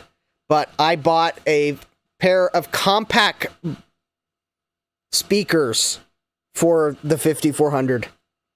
I thought it was only fitting that the 5400 gets a set of Compaq speakers. Now, granted, they're not overtly branded Compaq, because I think Compaq wanted you to know they were JBL speakers or whatever, but they definitely have that. They look like they're Compaq speakers just based on the shape. But anyways, but yeah, I know. So I'll have the music computer. That one's pretty sure. I'll have LTE 5400 with the coolness demo. I think I'm going to have the Mac Plus that Dave repaired the case. Dave did a restoration of a case for one of my Mac Pluses. I think that's the Mac I'm going to take, because I think it's just a really cool restoration. So, and I gotta have a Mac somewhere on the table. Given the fact there's a couple, given what some of the exhibits are close to me, I may not have a lot of Macs. I may have more PCs than Macs. But you better believe it, if I've got a PC, it's probably going to be because of the sound card in it, not necessarily the PC itself. Because the theme of the show is the sound of vintage. So if I got a PC on the table, believe me, I'm probably showing it off more because of the sound card in it. Except for my first PC rebuild. That one's a sure. And that one, because I'm showing off the, hey, look at these blurry photos, and there's my rebuild. How did I do? So, but anyways, but yeah, I'm still pondering somewhat on which sound cards I would want to feature that would be interesting enough. Because I do want to take the Talking 286. If I can squeeze it in on the demo, honestly. Because it's just weird that talking BIOS settings. Oh, and yeah, I'm going to squeeze the color computer, my color computer 2 on the table somehow. This is why I bought 2 6-foot tables to set up in my basement, so that I can actually set stuff up on the tables to make sure it's all going to fit. Because that's where I'll really realize exactly how much of a footprint that music computer is going to take. Because the music computer itself is probably no wider than a C64. I mean, they're roughly the same size. It's when you then add the width of I think it's a 49 key musical keyboard to the side. That's when you start eating table real estate real quick. And it doesn't help that the cable for that keyboard has to plug into the side of it. And I'm not exactly sure which side of the keyboard the cable's on. So anyways, and then of course the I don't know if I'm going to actually take a CRT TV to plug it into, because I think the biggest TV I have is a 20-inch CRT, and those are heavy.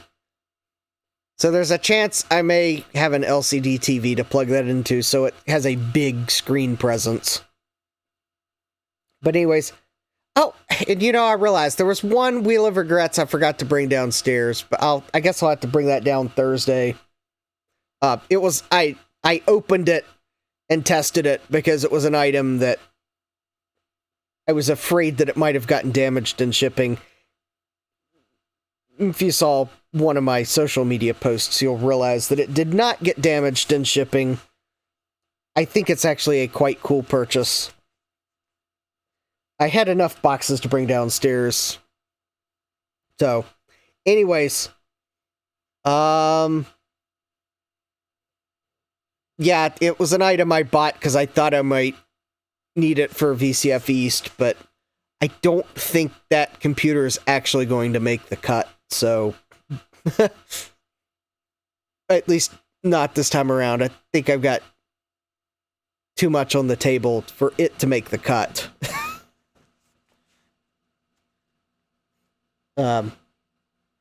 Anyways, all right. So yes, so yeah, it might seem like I'm still waffling about some things. It's partly because I got to set the tables up so I can start setting stuff on the table so I can see exactly how much room stuff's going to take up to figure out exactly what's going to make the cut. Because I will squeeze things together as close as I need to, but within realistic expectations. Because sure, I could pack the table chock full of computers, but then there's no room to actually be able to use them, because everything I take, I want people to be able to try it out. That's the important thing. So anything I'm taking, I am willing to let someone use, and I want to set it up so there's enough room so that multiple people can be looking at things at the same time. So anyways, that's kind of my goal. Because, and plus I want to meet people. So that's kind of the show things off and meet people and have fun. So that will be fun. That'll be cool. Yeah, I'm sure you get tired. Now, the one thing I do know, though, the 2SI probably won't make the cut, because I'm not exactly sure it'll be... I don't think I'll have it working for VCF East, but it wasn't going to make the cut anyways.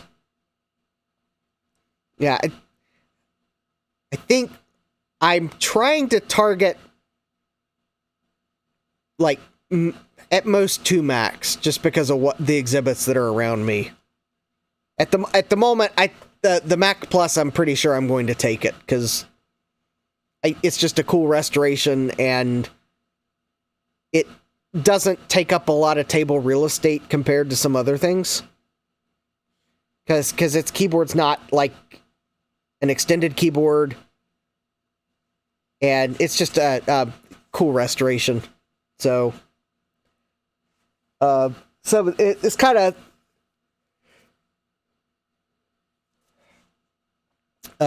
anyways, let's see here. I think that's enough rambling. All right, so Don't forget to smash that like button if you like the fact that I try to rescue these old computers.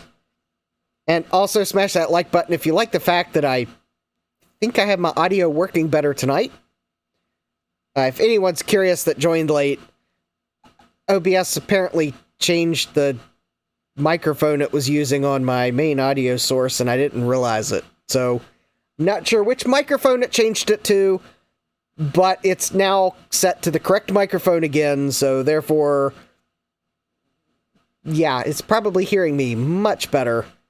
I was starting to get suspicious when, during Dave's stream on Sunday, I was upstairs, and I said something after Joe said something, and everyone laughed because they all heard it clearly from... I was upstairs, the basement door was open. That told me that it wasn't a problem with the microphone itself, although you might have noticed that I did bring a different microphone downstairs to try, because I thought the problem might be the microphone, but I think I figured out it's probably not the microphone, it's OBS changed the audio input, most certainly. But I will test that microphone just to make sure, because maybe it was that microphone too. I don't know. It was a potential eBay regret when I bought it. It could be a confirmed regret, potentially. Anyways, so I'm glad I got the audio working. So don't forget to subscribe, turn on notifications so you know when I go live next, because you won't want to miss the continuing saga of the IIsi. And let's see here.